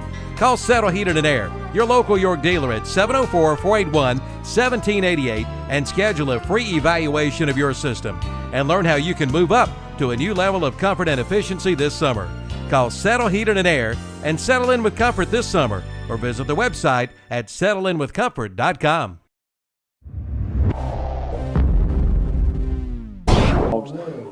Golden Lions scored 14 points in the first quarter, 32 points in the second quarter, and again had some problems with the snaps and holds. I don't know that we've had a kicking problem so far, but Shelby leads 46 to nothing at halftime, and I will go over quickly the Okies Tire game recap. The first points were not scored until 2:37 left in the first quarter when Garyon Addison took a 3-yard run in on 4th down and goal. Wright's point after touchdown made it 7-0. With 3 seconds left in the first quarter, Chad Reed had a 43-yard touchdown run Wrights Point after made it 14-0. With 9:37 left in the first half, Jaden Borders had a 58-yard touchdown pass from R.J. George. The snap was high, the kick was wide left, and the score was 20-0 Shelby. With 7:10 left in the first half, Chad Reed had a 16-yard touchdown run. Wrights Point after made it 27-0. With 4:35 left in the first half, Buck Ushery had a 42-yard touchdown run. Wrights Point after made it 34-0. With 1:53 left in the first half, Demario Houston had a 50-yard punt return for touchdown. The point after was wide right, and Shelby led 40-0. And then the final points were scored with 21 seconds left in the first half. A 31-yard pass to Day Brooks from R.J. George. The snap foiled the kick, so there was no attempted kick. So Shelby leads 46-0 at the end of the first half. It's all Shelby. Shelby has only got 12 first downs, but the last when you score a touchdown, that counts as a first down. So you could actually have a 3-yard touchdown run on first and goal, and that gets counted as a touchdown. And also, obviously, a touchdown, but it also gets counted as a first down. In this case, though, all Shelby's touchdowns have been lengthy runs and passes. And so Shelby only has 12 first downs, but the last first down of the first quarter was the 8th first down Shelby had, touchdown, and then the only 4 first downs Shelby had the second quarter were all touchdowns, and they were runs and passes, from quite a distance out. And so Shelby actually scored 5 touchdowns in the second quarter with only 4 first downs. Now, how can that be? Because I just told you that when you get a touchdown, that counts as a first down. We ran a punt back for a touchdown. So it was quite the interesting evening from trying to keep up with statistics. And again, as I mentioned, Shelby has a touchdown with a 2:37 drive, a 21-second drive, a 15-second drive, a 1-minute 19-second drive, a 20-second drive, and a 34-second drive. So Shelby's longest drive of the night is 2 minutes and 37 seconds, and that included about 3 penalties and running the field goal team on and then having a penalty and running the field goal team back off, scoring a touchdown, having that erased. And so with all that, it still only took 2 minutes and 37 seconds. And so it has been total and complete domination. We're here, going into the beginning of the second half, and I imagine this will be another one of those. They'll put 12 minutes on the clock. They'll run it. It won't stop. We'll probably have about 25 minutes for the entire second half. But that's just the way it is right now. So Shelby leads 46-0. And Brent, are you ready to give us some stats? I imagine they'll be pretty one-sided. Yeah, I was going to give a couple of scores here. I don't know where all these are at half, though. West Stokes leads Forest Hills 28-7. I've got Ashe County 13, Maiden 0, Starmount 27, Cherryville 7, Warren County 8, South Columbus 3, Lincolnton 28, Newton Conover 0, Bandy's 19, RS Central 14 at halftime, Southwest Onslow 26, Midway 0, East Lincoln 28, Smoky Mountain 0, Clinton 20, Graham nothing, Crest 28, Southwest Randolph 0, West Henderson 14, Kings Mountain 13, High Brighton 13, Pisgah 0. And that's about all I got for now. We'll try to get some more from Steve DeGree. But the Chris McDaniel Allstate Insurance stat sheet, Chad Reed, 13 carries, 139 yards, 2 touchdowns. Buck Ussery, 1 carry, 42 yards, touchdown. Garyon Addison, 1 carry, 3 yards, touchdown. Dede Brooks, 1 carry for no gain. Shelby with 184 yards on 16 carries, 4 touchdowns. R.J. George, 6 out of 12 for 124 yards, 2 touchdowns, 2 interceptions. Jaden Borders has 2 catches for 69 yards and a touchdown. Dede Brooks, 2 catches for 39 yards and a touchdown. DeMonte Poole with 1 catch for 9 yards, and Chad Reed 1 catch for 7 yards. Shelby with 308 total, 184 on the ground, 124 in the air. For Trinity, Leading rusher, DJ Pratt, 8 carries for 6 yards. Kenyatta Fuller, 2 carries for 5 yards. And John Wagner, 11 for minus 29. So minus 18 net yards on 21 carries.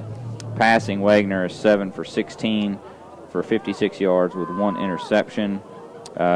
He's had Justin McCall has 3 catches for 21 yards. DJ Pratt, 2 catches for 19 yards. And Adam Johnson, 2 catches for 16 yards. So 56 in the air, minus 18 rushing for 38 total. So Shelby with a 308 to 38 yard advantage tonight. And that's pretty much what you would expect with a lead of 46 to nothing. Brent, while we were going over the stats and the game recap, the Shelby Middle School Blue Devils were on the field and they were honored.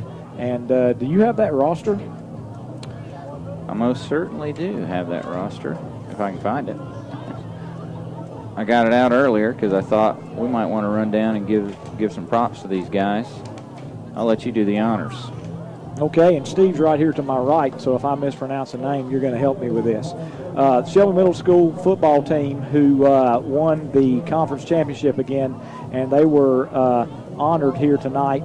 Zach Ledbetter, Jacqueline Shell, KJ Washington, Fabian Pettis, Noah Martin, Nick Stites, Will Berkowitz, Devorah Scott, Jalen Scott, Dorian Williams, Dorian Davis, Orlando Oglesby, Zeandre Cherry, Quadric Hextall, Brian Blankenship, Silas Goss, Grady Morgan, Lewis Tell, Tyreek Hill, Tyshun Hill, George Dunlap, Michael Howard, Mason Leonard, Deshaun Christopher, Jerry Whitworth, Desmond Hyde, Nicholas Corey, Davion Downs, Isaac Green, C.J. Hopper, Joseph Clary, Jaqueline Sims, Million Proctor, Ethan Mitchell, Isaac Williams, Chase Hartman,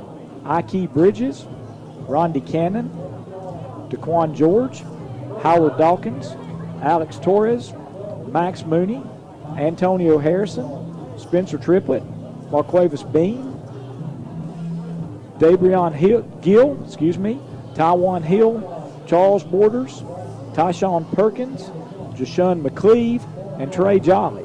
Coaches, Tommy Weiss, Jamie Baker, Chavis Sims, Miles Lawrence, Steve DeGree, and Lamar Wood and Jeff Ross. And what a great team that was. Now that's back-to-back championships now for the Shelby Middle School Blue Devils, and Steve's about to lose some buttons. He's so proud of that group, and it was great to be able to honor those players out at midfield at the beginning of this halftime. And I wanted to read out all those names because those are names that hopefully for the next 4 or 5 years we'll be talking about as the Golden Lions continue their football adventures. And what I'd like to notice here is there are 3 guys on that team that are listed as kickers. And, one of the things, and Alan Ford had a nice article, and I'm not just saying it because he interviewed me to talk a little bit about some of the things, but he had a really nice article talking about how important the kicking game is, especially when you get into the playoffs. And Cleveland County, we have been very, very, very blessed with some excellent kickers. Not just Shelby, although, we're biased, and, I think Shelby's got the best kicking, overall over the last 30 years. But, Crest and Kings Mountain and Burns, every one of those schools, I can think of at least 2 people that they've sent on to the next level to kick in college. And, with Shelby, I can mention, we've had about 15 people over the last 30 years that have either gone as long snappers, and that includes Lance Ware, our head coach. He was a long snapper at Appalachian State University. Roger Hutchins was a long snapper at Clemson, got to go to several big bowl games with the Clemson Tigers, and we've had a great deal of specialists, long snappers, holders. I remember Tucker Hamrick was actually the holder at Clemson, and he was a kicker here. David Sechrist was the pooch punter, the guy that punted, inside the 40-yard line, and and those are just some of the people I wanted to mention them because you don't hear about those guys that much. because they were true specialists. You even had David Royster on the kickoff coverage team down at Wofford. So guys like that can make an impression at the next level just as much as the kickers and punters and running backs and so on and so forth. Right here at Shelby, 46-0 over Trinity at halftime. Shelby will kick off to start the second half. We'll have a running clock in the second half as long as Shelby stays up by over 40 points. And I tell you what, let's take one last 2-minute break here on the halftime show, and we'll come back with second half action. Soulful Southern fare with a flair. That's Smoke on the Square in Uptown Shelby. Make your next dinner out at Smoke on the Square in historic Uptown Shelby. Great starters and appetizers, along with soups and salads. For dinner, there's seafood, pasta, beef and pork, house-cut steaks and signature steaks, and chicken too. And their sides are out of this world. For a full menu, visit them online at smokeonthesquare.com. Smoke on the Square, the Southern Low Country cuisine and steakhouse. Located at 5 East Marion Street, Uptown Shelby.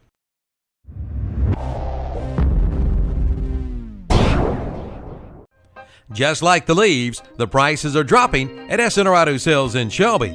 Come on in now for down payments starting at only $699. Pick up this week's What's Up Shopper for this week's special buys, or check their entire inventory at SRAutoSales.com. Again, down payments only $699 from SNR Auto Sales, 417 South Post Road in Shelby, the home of the satisfied customer.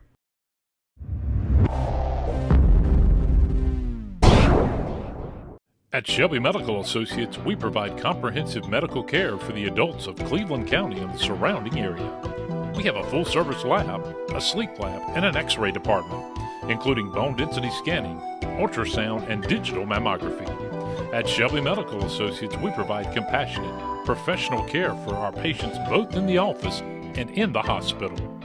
For an appointment, call 704-482-1482. Shelby Medical Associates.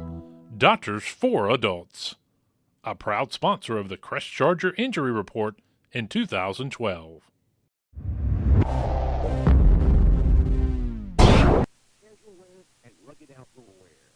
And Norris Merchandise is an archery shop with a complete line of archery equipment and accessories.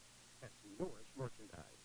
2011 South Lafayette Street, Shelby. Online at norrismerchandise.com or on Facebook. Friday nights are special at Dukes at Uptown Shelby. Every Friday night is Pint Night. $5 will get you a draft beer and a pint glass of your choice to take home with you. And you have a huge selection of breweries to choose from. So come on out on Friday nights and take your Pint Night glass home with you. Enjoy a great meal, and again, get a $5 draft beer and get a pint glass of your choice to take home with you. At Dukes on the Court Square in Uptown Shelby. They outshine the rest, so buy for the best. That's Ingram Insurance for auto, home, motorcycle, and mobile home insurance. They'll shop for your lowest rate with low down payment, low monthly payment, and they insure any driver, any age, any vehicle. Visit your nearest location for a free quote today. Ingram Insurance, 220 West 6th Boulevard in Shelby, and at 626 Front Drive in Lincoln, where you get lower rates and better service. Remember the name, Ingram Insurance. Back to Shelby High School. We're wrapping up the Dr. Stroud, Wilson, and Thompson Family Dental Care halftime show. Steve DeGree's got some updated scores from around the area. Okay, I got a halftime. Chris, 42, Southwest Randolph 0. South Point 14, Fred T. Fort 0. West Henderson 28, Kings Mountain 13. That's the halftime score. East Rowan 28, Freedom 21. Carver will be Shelby High's next opponent. It's Carver 21, Hendersonville 10. Mount Pleasant 7, East Rutherford 6. Lincoln 28, Newton Conover 0. And Polk County 7, Lexington 21. We got Parkwood 10, Hunter Hurst 7. RS Central 14, Bandy 7. We got East Lincoln 42, Smoky Mountain 0. You look like Starmount 41, Trevor 7. Thanks, Steve. Second half kickoff by Richard Wright. Takes a bounce and taken about the 7-yard line by Justin McCall. Actually, Adam Johnson again. He's up to the 26, and Trinity will start there. I guess out of those scores, the biggest surprise was Freedom. You know, they're like a number 2 seed, I think. They're losing. Well, you know, in the playoffs, you know, everybody, it starts over for everybody, and it's one and done, and you can't take anything for granted. A lot of people, I think, are shocked that Kings Mountain is down by 15 at halftime to West Henderson. But, you know, West Henderson played us really well when we had our back-to-back state championship appearances in 2000, I'm pretty sure 2005 and 6, or it was 2006 and 7. We played them in the playoffs, and they gave us a rough time. In fact, 2006, we were undefeated that year, and I think we were like leading by 1 point at halftime of that game. First down play, incomplete pass to Pratt, and Devin Smith on the coverage. Second down play, and it's a pass complete to McCall out in the flat, and good pursuit by Shelby. It's about a 5-yard pickup tackle by Justin. Who is that? Justin Turner, and 50, which is DeAndre Ross. Okay. So first action for DeAndre tonight. I see Will Stites is in at defensive back. So the defensive backfield, aside from Delvin Mitchell, is all new. You got Devin Smith, you got Will Stites, Ahmad Jolly, and Joe Barnes. Darquez Lee is also in at linebacker right now, and I would imagine he'd be playing quarterback as well. So that was a 4-yard reception. And I'm afraid they're going to get Darquez for stepping off sides. He was going to walk up and blitz late, and he was in a big hurry to blitz, and unfortunately stepped over the line of scrimmage, and so that's going to make it a first down. That's the second time tonight that a first down has been made off of a penalty. And again, the clock is running, and we're already down inside 10 minutes, and there's been 2 plays and a penalty. The clock, again, still running. It's going to be down under 9:30 before the ball snap. First and 10 at the 36, and Wagner is going to call his own number. He runs into his own tackle, and then Shelby grabs a hold of him. Justin Turner, along with DeAndre Ross and Cameron Hawk. So a trio of Golden Lions make the tackle at the line of scrimmage. No gain, second down and 10. Again, the Golden Line, you know, these defenders are just as proud, you know, of the defense, and they want to do everything they can to shut this, to get this shutout. The defenses love to have a shutout, and so Shelby's going to go with all they've got, and they're going to bring in a blitz from Will Stites off the corner, and the ball is given off up the middle for about a 2-yard gain. Again, good job. You know, the front 7 for the Golden Lions have just been great all night, and we're not having our usual guys in there now, but the guys that are stepping in are doing just as well. Nice tackle by Justin Turner after a gain of 2 for Pratt, and that's 3rd and 8 for Trinity. And again, you've mentioned Cameron Hawk is in at one defensive end. We'll try to get as many names as we can. 3rd and 8, quick pass complete to Johnson, and he's got a first down tackle by Mitchell, and he's out to the 49-yard line. So that's a pickup of 11 on the slant. And Trinity on the move as they near midfield. Also, I think we've got, again, Michael Carson back in the game, as we mentioned earlier in the second quarter. And, Steve, is that number 72, Kyran Lathers, that's in there at defensive tackle as well? So, again, it's pretty much a brand-new defense with the exception of Delvin Mitchell, who started because of a sickness by one of the Golden Lion defensive backs. 1st and 10, back to pass is Wagner. He's sacked. Carson finished him off, but I think it was maybe Hawk that made the first hit. Yeah, I think Hawk made the first hit, but again, there were 4 Golden Lions around him when he finally went down, and again, that's a big 7-yard loss. That makes it 2nd down and 17, and I tell you what, poor John Wagner is going to have, if things don't change, he may have negative 100 yards before the night's over with, because he had negative 50 or something, negative 40 at the halftime. It was a lot, and then now he's against the second-team defense, and he goes a 7-yard sack. He goes up top deep, and pass intended for Adam Johnson knocked away. I couldn't tell if it was Barnes or Smith that made the batted pass, but nonetheless falls incomplete, going to be 3rd and 17. Well, I think Delvin Smith is a little bit upset because I think he thought he had a chance to get the interception, and then Joe Barnes got out there, and they kind of both fought each other for the football. And so it's a long incomplete pass. But, again, it's a long incomplete pass, and the clock still ticks. So we're down to 6 minutes and 20 seconds. And if we force a punt here, Shelby's not going to get the ball till about 5 minutes left in the third quarter. Trip receivers right, one left, one man in the backfield. It's a fake handoff pass out in the flat to Johnson, and he takes a big hit but bounces off. That was 33 Ahmad Jolly who put the big hit, but Johnson fought it off and was able to get almost back to the original line of scrimmage. So we get 6 back of the 7 they lost on the sack, but it's going to bring up 4th and 11, and the punt unit comes on. I was a little bit surprised because I thought, at this point, why not go ahead and go for it on 4th down, but they're going to bring the punt unit in and back to receive. Is that Demario Houston back there again? Yep, it's the hands. And Carson almost gets to it along with Will Stites. Fair catch signaled by Houston, and he fields it at the Shelby 22-yard line. Yeah, and he fields it, and he's got number 8 for Trinity. Hunter Mosley is like standing, in his hip pocket, and had this not been the situation that it is, that would have been a 15-yard penalty for interference with the fair catch. 1st down and 10 at the Shelby 22-yard line. Darquez Lee stays in from the linebacker spot to the quarterback spot.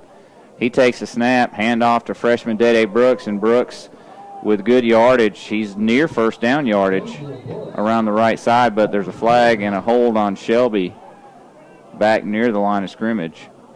And this is what you see when you get the second group in. And, sometimes, the second group just holds a lot. Sometimes I think the officials are really doing everything they can to keep the game from getting completely out of hand. Right now we've got number 79, Juwan Taylor, number 65, Rakeem Sweezy, 52, center is Michael Wright, 77 is Avery Mooney. And the pass complete by Lee out in the flat, and then another flag comes down at the spot of the reception. Catch made by number 25, Isaiah Etchison, but let's see what the call is. Again, holding against Shelby. Block in the back that time, actually, and it's all the way back at the 11-yard line, so that's going to put the ball back to about the 5.5-yard line. And, again, clock is continuing to tick. We're down to 3:40, and they're talking about whether they want to take it. And it looks like they're going to decline the penalty. The block in the back is going to be declined, so we're going to end up getting the 5 yards on the reception. So that was complete to Isaiah Etchison, and we'll take it. So it's going to be 2nd down and about 16, maybe 17. And back to pass, screen set up beautifully, but can't hold on to the ball is Jalen Cannon. It's hard for us to tell whether it's Jalen Cannon 88 or Malik McMullen's 89. Yeah, I still can't tell. 3rd down, 16. Shelby a little bit confused, trying to get set up. And it's Lee in the shotgun, empty backfield. And he's back to pass. He gets pressure, and he's going to go down to the sack back at the 11-yard line, and we'll see the Shelby punt unit come on the field. And that's something we hadn't seen tonight, Shelby punt unit. And this is when it gets really fun. Because, once you basically take most all the starters out, so many of them are on the punt team. And so, speaking from, I'll tell you what, it looks like, I think what we're going to see is we're going to see the punt by, the quick kick by Truck. Because number 10, the Truck is out there standing beside the quarterback, and we've got a timeout on the field. We'll take a 30-second break and be back for this 4th down and 16 play. The girls at Standridge Auto Parts in Shelby, Stacy, Deidre, and Jody invite you in for their giant, sizzling hot battery sale. Buy your next Interstate battery at Standridge Auto Parts for just $45 with your exchange. That's right, only $45 with your exchange, and they come with a 1-year warranty. Plus, now through August 31st, take 10% off in-stock auto parts. Used tires starting at $10 each and sold separately. And they'll buy your old junk cars. Standridge Auto Parts, 1521 Sulphur Springs Road in Shelby, serving this area since 1972. The Golden Lions back at their 11-yard line. We got Juwan Sims in at quarterback, and he's going to roll out to his left and do a rugby-style punt. Bounces at the Shelby 35 and does a Phil Mickelson sideways spin, kind of like one of Chuck Hamilton's pitching wedges. And Trinity's going to take over at the Shelby 36-yard line. So it's a 25-yard punt. And I tell you what, Truck was really unfortunate because he hit that low liner, and what you hope is that thing hits and just scoots on down the field. But as you said, it really did. It just kicked right up and backed up. It would have been a great pitching wedge shot. So Trinity's got their deepest penetration now. They're on the Shelby 36-yard line with 1:18 left, and the clock's still ticking. Wagner pass, and that's a lateral to number 2, McCall, and then he throws it on the trick play. Touchdown pass to Adam Johnson. That covers 36 yards, and Trinity on the scoreboard with a 36-yard touchdown pass from one wide receiver to the other. How you like that? Well, it was a nice call, especially when you're playing, inexperienced secondary members. And again, I could see it coming because McCall backed up and took the pass, and the Shelby Golden Lions came up to try to make that play, and he was able to throw it over to a wide open receiver. So Justin McCall's 36-yard touchdown pass, and they're going for 2 as they are wont to do. And we got some movement by one of the offensive linemen, so that should be a 5-yard penalty, and it is. So Trinity's going to try the 2-point try from the 8-yard line now. It's Wagner in the shotgun. He's got DJ Pratt to his left, and then 2 receivers in the slot are McCall and Johnson in the hand, and it's a trick play. Fake handoff to Pratt, and then a jump ball over the top to the receiver on the left side, but falls incomplete. And Shelby leads 46-6. 1:04 to go, third quarter. Back in 30 seconds. This is Woody Durham for Tommy Hamrick Nationwide Insurance Agency in Shelby, where you get a team of experienced agents all working for the nationwide team. And of course, there's Tommy, a former Tar Heel athlete and UNC graduate. When it comes time for the insurance you need for your home, auto, business, and life, go see the winning team at Tommy Hamrick Nationwide Insurance Agency, your exclusive, on-your-side certified agency, located at the corner of Gidney and South DeKalb Streets in Shelby.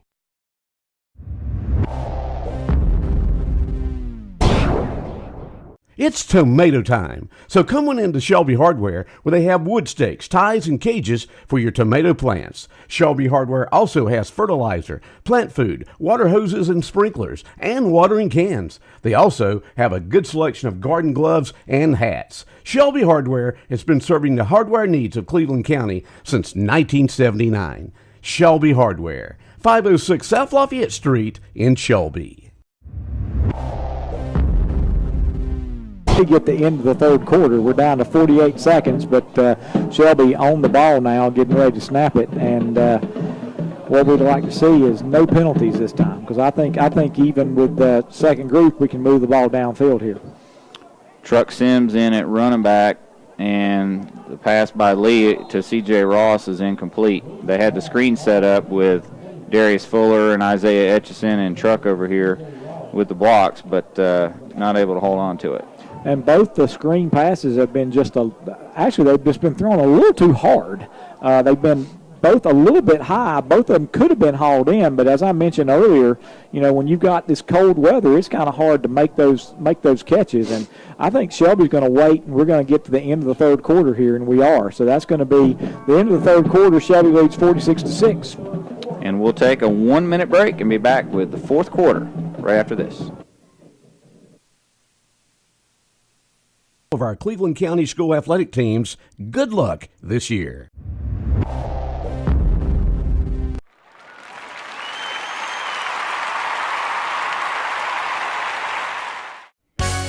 Pick up this week's What's Up Shopper for a 10% off any service or repair coupon from the Ronaldo Auto Mall in Shelby. Offer good for up to $100 in parts and labor.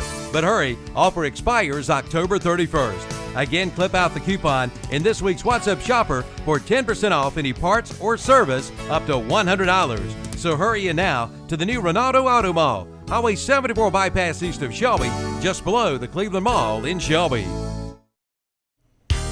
Check out the new storage buildings at the Roundup store in Shelby. Come see the new vinyl siding storage building and the new T111 wooden siding building. And the Roundup store's wooden buildings are built to last and last. And check out their line of beautiful kitchen cabinets. Make your dream kitchen a reality. The Roundup store, 1610 East Dixon Boulevard in Shelby. Open 8:30 till 5:30 Monday through Friday, 8:30 till noon on Saturday. Online. Second down and 10, handoff to freshman Dede Brooks, and he's out of bounds at the 46, and that's right at the first down markers. Let's see what happens here, Coach. Looks like they're going to give him the 10 and the first down. Pigram Insurance first down for the Golden Lions on the first play of the fourth quarter. And on first down, it's a handoff to Truck, and he bowls over a Trinity defensive back for a couple of yards. And again, Truck is a very apt nickname because Juwan wasn't about to try to run around anybody. The guy was there, and he just said, okay, I'll run over you. And he did for 3-yard gain. So second down and 7, clock ticking down under 10 minutes and 40 seconds left in the game. Second down, 7, and Lee with the screen over to Truck, and he's inside the 50 to the 45 to the 40, 35, 30, 25, 20, and does he step out of bounds? He almost steps out of bounds, but he goes down around the 20, and Steve DeGree gets a kick out of Truck running around. It was a great pass, though, and a really nice run. Truck showed I think he was going downhill, and his brakes went out that time because he showed some speed on that one. That was a 30-yard pass and catch. And Shelby's got another Pigram Insurance first down as Lee and Sims hook up. And now Lee back to pass again. He's got the screen set up to the other side. This is a Dede Brooks. He's inside the 20 to the 15. And maybe down to the 13 or the 12. Let's call it the 12. That's a gain of about 9. As a former offensive line coach, one of the toughest things to do is to teach your guys how to block downfield on those screens. That screen was set up perfectly, and we didn't make any blocks. And so when Dede got the ball, he was looking at 5 defenders, and darn, he got around 3 of them and picked up 9 yards. And I'm not picking on the offensive lineman because that is a difficult block to run 15 yards and then make that block out in space. Hand off to Brooks on 2nd and 1, and he's dancing around as he's got no holes. Still got just about the line of scrimmage. Maybe lost a half a yard. Maybe, well, they say he lost a yard, so it's going to bring up 3rd and 2. Clock down inside 9 minutes now. We're at 8:52 left in the ball game. 3rd down and a long 2 for the Golden Lions on the 13-yard line, leading 46-6. And a kind of a crisscross as they fake the handoff to Sims, and it goes to Brooks, and he's got a Pigram Insurance first down as he goes from the 13 down to... Looks like about the 7-yard line. Good call there. So gain of 6 for Dede and a Pigram Insurance first down. Golden Lions, 1st and goal at the 7. And off again to Brooks, and he's inside to the 5 and pushing the pile forward a couple more. Again, we'll have to see the spot as we're at that point of the field where it's kind of hard to see. And he's to the 5. So gain of 2. 2nd and goal from the 5. 7:56, and clock still running. 2nd and goal from the 5. Shelby leading 46-6. They remain with a 2-back set. Let's see if it's Truck this time. And it's again Brooks, and he's going to walk into the end zone. Touchdown, Shelby. And they extend the lead to 52-6 with 7:35 to play in the game. And, Coach, that was just basically the same play 4 times in a row, and all of them to Brooks, and he goes in for the touchdown from 5, and he's got his second touchdown of the night, first rushing. He had a 31-yard touchdown catch earlier, and now it's Ethan Triplett in for the extra point, Darius Fuller to do the hold. Clock continues to run. High snap. Fuller's going to have to pull it down and run with it. And he's going to be tackled at about the 10. So Shelby having all kinds of trouble with the snaps tonight. Well, I wasn't so sure. I thought that was a pretty good snap. He just dropped it as he started to put it down on the tee. And so Triplett had no chance to get that kickoff. Unfortunately, when that happened, somebody's supposed to scream out a code word, and then your ends are supposed to go out into the pattern. And he did a good job of getting outside, and it looked like he wanted to throw a couple times. The trouble was there was nobody to throw to. And again, that's just one of those things that, there's only so much time to practice, and you go over those things, with your first group, but then sometimes, you just don't get it done with the second group. And so Shelby leads 52-6. There's 6:15, and the clock continues to run. And it looks like Richard Wright's going to attempt the kickoff again from his own 40-yard line, and we're going to be less than 6 minutes left in the game by the time the kick occurs. Jam & J's Pizza Factory kickoff after the Ed Green construction take it to the house touchdown run by Day Brooks of 5 yards, and Wright's kickoff is bobbled at the 10, and it goes into the end zone for a touchback. Trinity will take over at their 20. Clock continues to run at 5:43 to go in the ball game, and Shelby with a 52-6 lead on the Medical Arts Pharmacy scoreboard. Coach, it's been it started off a little bit slow with a couple of interceptions, but Shelby got it into high gear in the second quarter, which has been their quarter all season, and they're going to cruise to a first-round victory tonight. Yeah, cruising is definitely the word, and if you're looking at it like a coach trying to find something to be upset about, I guess you're going to say we got to do a better job with our point after touchdowns. But other than that, it's been complete domination. Trinity 1st and 10, and it's going to be a handoff, I'm guessing, to Pratt. He's been the workhorse all night.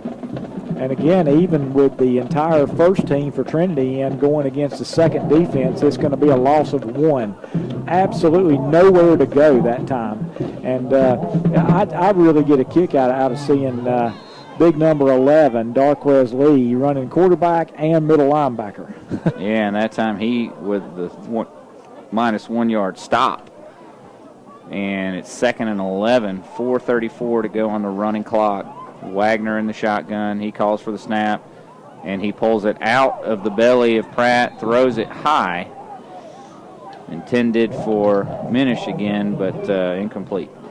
And you kind of feel bad for Minish. It seems like every pass that's been attempted to him, except the first one, which he should have caught, has been high or behind him. And, again, no chance for him on that. The best thing you can say for Wagner is he's not taking nearly the abuse here in the second half that he did in the first half. No, he hasn't. He got sacked on one of the first plays of the third quarter, but other than that, it's been relatively clean. Clock at 3:55, and Wagner back to pass, 3rd and 11. He throws it high, and wow. First of all, Devin Smith cut in front of the receiver and hit off of him, bounced up in the air. Then the receiver tapped it up in the air, and then a second receiver came over and almost caught it off the second tip, and it fell incomplete on the sideline. Yeah, and the interesting thing was the back judge ran up to spot the ball as if it'd been caught, and I'm sitting there thinking, the ball's laying on the ground. You can't call that a completed pass. And Truck is back to receive the punt. 3:15 to go in the ball game, 4th and 11. Trinity getting a player on late. And as you said, Truck's back at the Trinity 45. Should be able to field this one pretty easily. Shelby comes with a pretty good rush, and it's actually the best punt of the night. It's going to drive Truck all the way back inside his own 50 or 45 and be down at the Shelby 39-yard line. Truck wanted to pick that up, but he knew that he was going to catch beyond grief if he tried to pick that moving ball up with two guys standing in front of him. So that is a 42-yard punt. That is a great punt. In fact, Willie's first punt of the night was 42 yards. And So he's got 42-42, but then in between that's been 28, 24, 19, 31, 17, but definitely the best punts. And so the snap back this time, new quarterback, number 2. Malik Surratt. And does he keep it? Nope, he gives it to Truck, and Truck fumbles it. And it has been recovered at the 45-yard line by, young man hasn't gotten up yet, number 54, I believe. Yes, number 54, that is Austin Sexton with the recovered fumble. So that's, I guess the other thing we can be a little bit upset about is that's the 3rd turnover. This is the first night in quite some time that the Gold Lions hadn't won the turnover battle. Well, excuse me, we lost the turnover battle last week as well. So we're 3-1 turnovers tonight, just like we were last week. And it's a double reverse for Trinity on first down, but guess what? It's going to be a big loss. It was a double reverse, and the last guy to get it is Nate Byers, the receiver. Number 15, Seamus Poston, was right there. He stayed at home, 6 foot, 170-pound freshman. Stayed at home and made the tackle and got a lot of help after that. But I was impressed to see number 15 where he was supposed to be. 2-yard loss for Byers. And, you know, Byers has been a senior. He's been in on a couple of plays, but that's the first time he's gotten the ball in his hands that counted tonight. He got -2 yards. And back to throw is Wagner. He's going deep, and he's got Johnson behind the coverage, but it's that tough to catch over the shoulder looking back, and he wasn't able to hold on to it. Yeah, and he got a great head start. I wasn't going to say. Yeah, he took off well before the snap, but that's okay. That was a Arena Football League play right there. 3rd and 12, probably the last play of the game. Game clock's at 20, and back to throw is Wagner, and he's going up top, and he gets a little bit too much on it. Good play made by Shelby's 43. Josh Smith. Josh Smith almost came down with the interception. And that may be the last play of the game as we're under 5 seconds. And that will be the last play of the game. So Shelby wins convincingly 52-6 over the Trinity Bulldogs. Shelby is now 10-2. Looking for going to have a home game next Friday, and Carver was winning rather convincingly at halftime of their game. If nothing changes, Shelby will play Carver, and Carver is going to be at least 9-2, perhaps 9-3, and Shelby will move on 10-2. Trinity will finish their year at 5-7. And their last 4 games were losses, and in 3 of those 4, they gave up over 50 points. Yeah, it was a tough end of the season for the Bulldogs. Shelby, though, will move on to the 2nd round next week at home, and we'll talk more about that after this 3-minute break. We'll come back with a stadium post-game show, final stats, and a look towards next week, and we'll do that after 3 minutes. The J. Morgan Company is proud of our Cleveland County high schools, Burns, Crest, Kings Mountain, and Shelby, and wishes all of our local high school athletes good luck. Whether it be football, cross country, tennis, soccer, basketball, volleyball, swimming, wrestling, track, golf, softball, or baseball, best wishes for a good season. Take the discipline, integrity, sportsmanship, and winning spirit you learn participating in your sport and use this to be successful and happy the rest of your life. And fans, go out and support these student athletes by being in attendance at their games.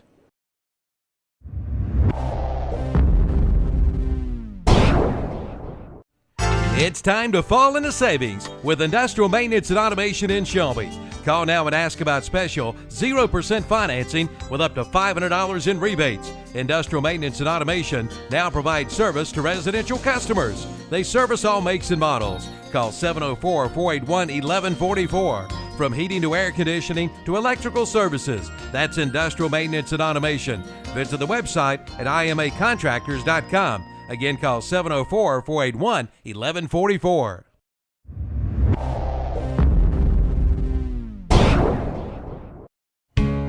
For all types of remodeling, there is only one name to call, and that's Ed Green Construction, serving this area for over 37 years. Ed Green is the third generation of the business, and he specializes in all types of remodeling, from vinyl siding to atrium and moss replacement windows. Plus, they install exterior and interior doors, and they do termite repair too. Just call 704-477-5383. Again, 704-477-5383 for Ed Green Construction, taking it to the house for you.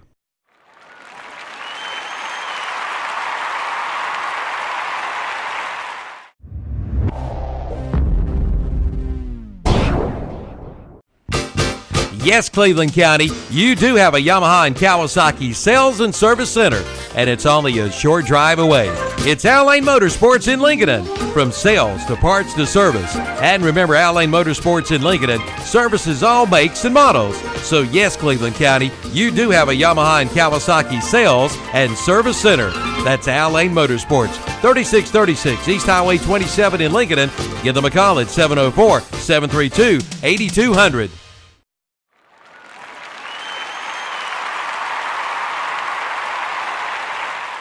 It's fall cleanup time from Toro and Parker Farm Service in Kings Mountain. Clean it up with a Toro, the best on the block. Take a look at the Toro Time Cutter SS5000 with a 3-in-1 cutting system, automatic braking system, an exclusive smart speed control, and powerful Kohler or Kawasaki engine. And now only $26.99. That's right, only $26.99 from Parker Farm Service, 126 Bessie Drive at the Oak Grove Road, Highway 74 Bypass intersection, Kings Mountain.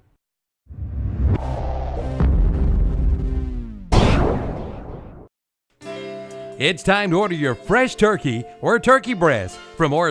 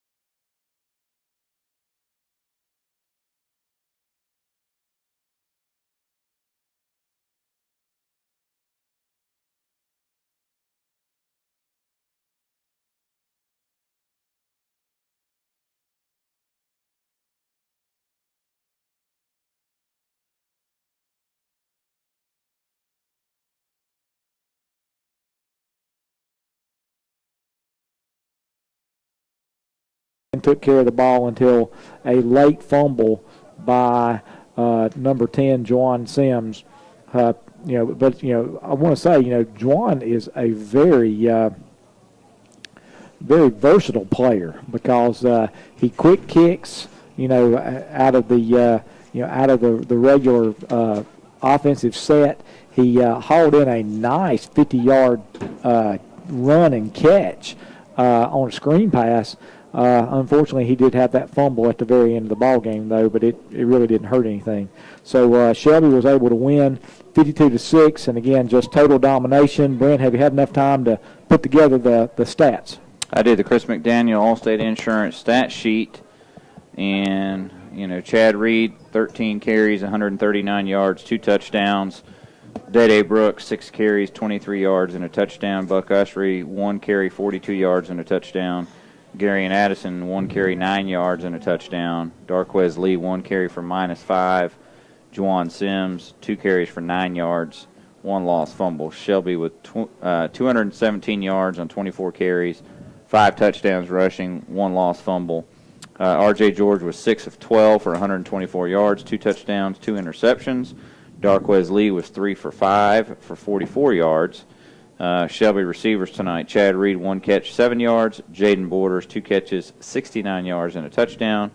Isaiah Etchison, 1 catch for 5 yards. Day Brooks, 3 catches for 48 yards and a touchdown. DeMonte Poole, 1 catch for 9 yards, and Juwan Sims, 1 catch for 30 yards. Shelby with 168 passing, 217 rushing, 385 total.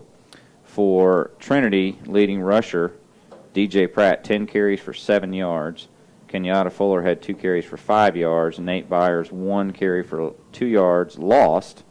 And John Wagner, 13 carries for -36. So -26 yards on 26 carries. Passing, Wagner was 10 for 25 for 78 yards and an interception. And McCall was 1 for 1 for 36 yards and a touchdown. Receiving, Johnson, 5 catches, 69 yards and a touchdown. McCall, 4 catches for 26 yards, and Pratt, 2 catches for 19 yards. 88 total for Trinity, 114 passing, -26 rushing. So, the big thing here, Shelby outgained Trinity tonight 385 to 88. And it was just a very one-sided victory, as you would expect with a number 3 seed playing a number 14 seed. Do have a final. Crest defeated Southwest Randolph 49-7. Some 2A scores. Don't have any small 2A scores, but Lincoln leads Newton Conover at the end of 3, 41-14. And that was a Newton Conover team that about 5 weeks ago was in the top 5 in the state. And then I believe they lost 3 of their last 4 games, because I don't think they're going to come back against this Lincoln team tonight. And that'll be a tough ending, losing 3 of the final 4 games to finish up their season. Yeah, I got Ashe County 34, Maiden 20, with about half of the fourth quarter remaining. West Stokes 42, Forest Hill 7. South Point 28, Fred T. Ford 6. Vance 28, Mooresville 7. That's kind of a surprise. Also, not a surprise, East Lincoln 56-7 over Smoky Mountain, and Monroe 38-6 over T.W. Andrews. Andrews played this Trinity team last week and won 50-16, I believe. So looking ahead, Coach, to the brackets, it looks like most likely Shelby's going to host Carver next week here at Blanton Stadium, and that'll be a matchup of Shelby as the 3 seed and Carver as the 6 seed. And Reedsville obviously moves on, and we'll have to keep an eye on that Polk County-Lexington final. But, the winner of the Shelby-Carver gets the winner from those teams. And if it's Reedsville and Shelby winning, Shelby would be on the road at Reedsville for the 2nd straight season. This is definitely not a situation where you can look ahead, though, because Shelby's next opponent is going to be a quality opponent. Sometimes in the 2nd round you can still kind of run up against a team that's a lesser team, but I know that as far as the brackets are concerned, that Hendersonville was 7-3, and as far as the brackets were concerned, Carver was 8-2, and Carver was pretty upset that they fell to such a low seed. And so Carver, again, was leading by 11 points, I believe, at halftime, 21-10. And if the opponent, well, either Hendersonville or Carver, to my knowledge, Shelby has played neither of those teams before. Now, Carver, I remember watching Carver play Kings Mountain in the state championship game back in 1998, and you talk about that was speed against speed. Carver is known for having great speed, and they've got quite a football tradition. And so if Carver is able to win that game and come in here, that's a game that would definitely be one that you might want to put on your calendar if you're looking for a good football game to see, because that is not an opponent that Shelby can take lightly at all. And I know that Carver could think of nothing they'd rather do than come in here and defeat the Golden Lions on their home field. And their second round has been kind of a tough round historically for Shelby, and second round at home has been a tough round for Shelby. And so not trying to jinx us in any way, shape, or form, but we can't even be thinking about Reidsville or anything like that. We got to get past this second round opponent, and that's the situation where that game against Crest, when you went toe to toe with another dominant football program, should give you some confidence going into the second round. No doubt about it. Another thing about the Carver team, if that's who we end up playing next week, it's another unknown opponent, somebody that really hasn't played anybody we've played. We've never played them. They've never played us, so on and so on. Makes it tough to anticipate what you're going to see. But we know Shelby's going to be moving on to that second-round game. Shelby's putting 52 on the scoreboard tonight with 46 of that in the first half. If they can keep that kind of intensity that we saw from maybe the 3-minute mark of the first quarter onward, this Shelby team is going to be tough to beat. If it's the Shelby team we saw in the first 10 minutes of the first quarter, a quality opponent's going to have a chance to take down the Lions. But, let's hope we get that version that we saw in the second quarter tonight. It was Shelby 52, Trinity 6 tonight here in first round 2A playoff action. Players of the game? Players of the game. I'm going to let you look at the stats, and as I read out the sponsors, I'll let you call the winners. So we'll start with our special teams player of the game, sponsored by Enloe Mortuary. How about Demario Houston with the 50-yard punt return, as well as several nice fair catches in some traffic, because when you run up against a team that basically punts at 25 yards, you don't have a lot of room to catch that ball. And so Demario had a great game. Again, not only the 50-yard punt return for a touchdown, but every kick he handled and did it quite well.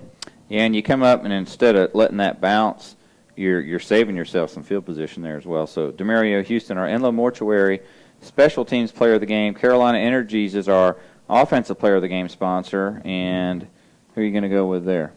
Offensive player of the game, oh, gosh. You got to help me out with that one. I was trying to get ahead looking at defense. How about the freshman? How about the freshman? Okay. Dede Brooks, he had 6 carries for 23 yards and a touchdown, and then he had another 3 catches for 48 yards and a touchdown. So touchdowns in both the air and on the ground tonight, and it was good to see him in open space because he's ever so dangerous. Absolutely. Defensive player of the game, sponsored by J. Morgan Company. Well, it just seemed like every time we turned around, we were talking about Clay Husky or Garyon Addison.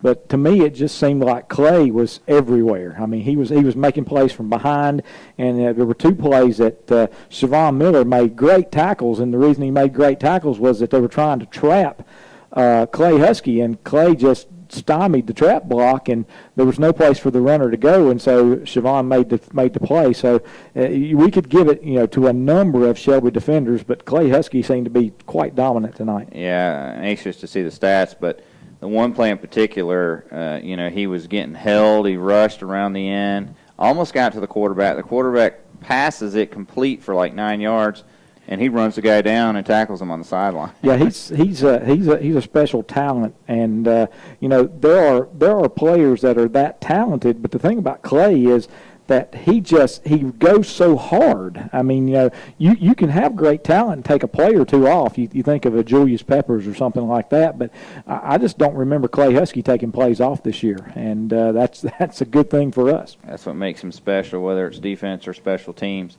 Our overall player of the game, sponsored by S&R Auto Sales. How about Chad Reed? 139 yards in the first half, 2 touchdowns. Also had a catch tonight.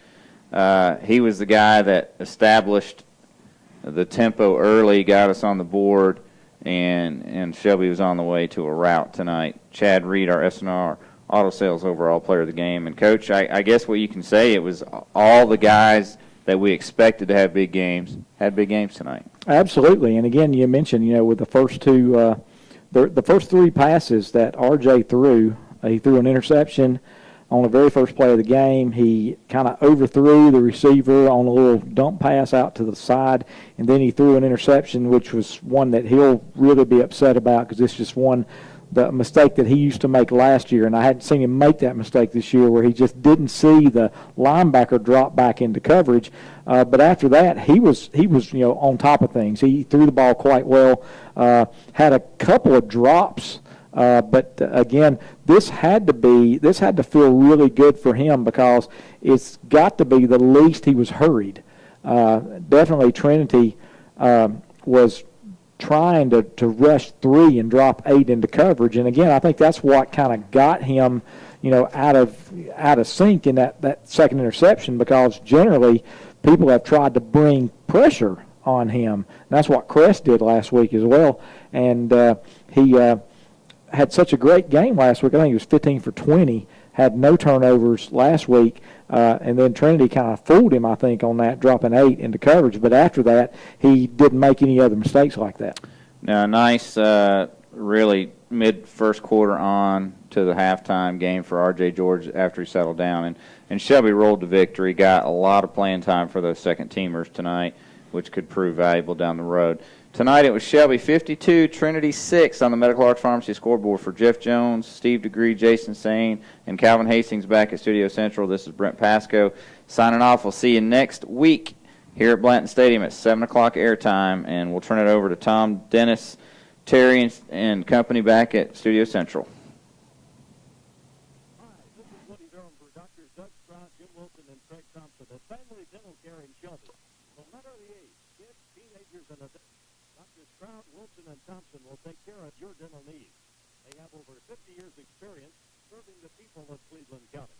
Call 704-482-3281 for Family Dental Care. 416 West Warren Street in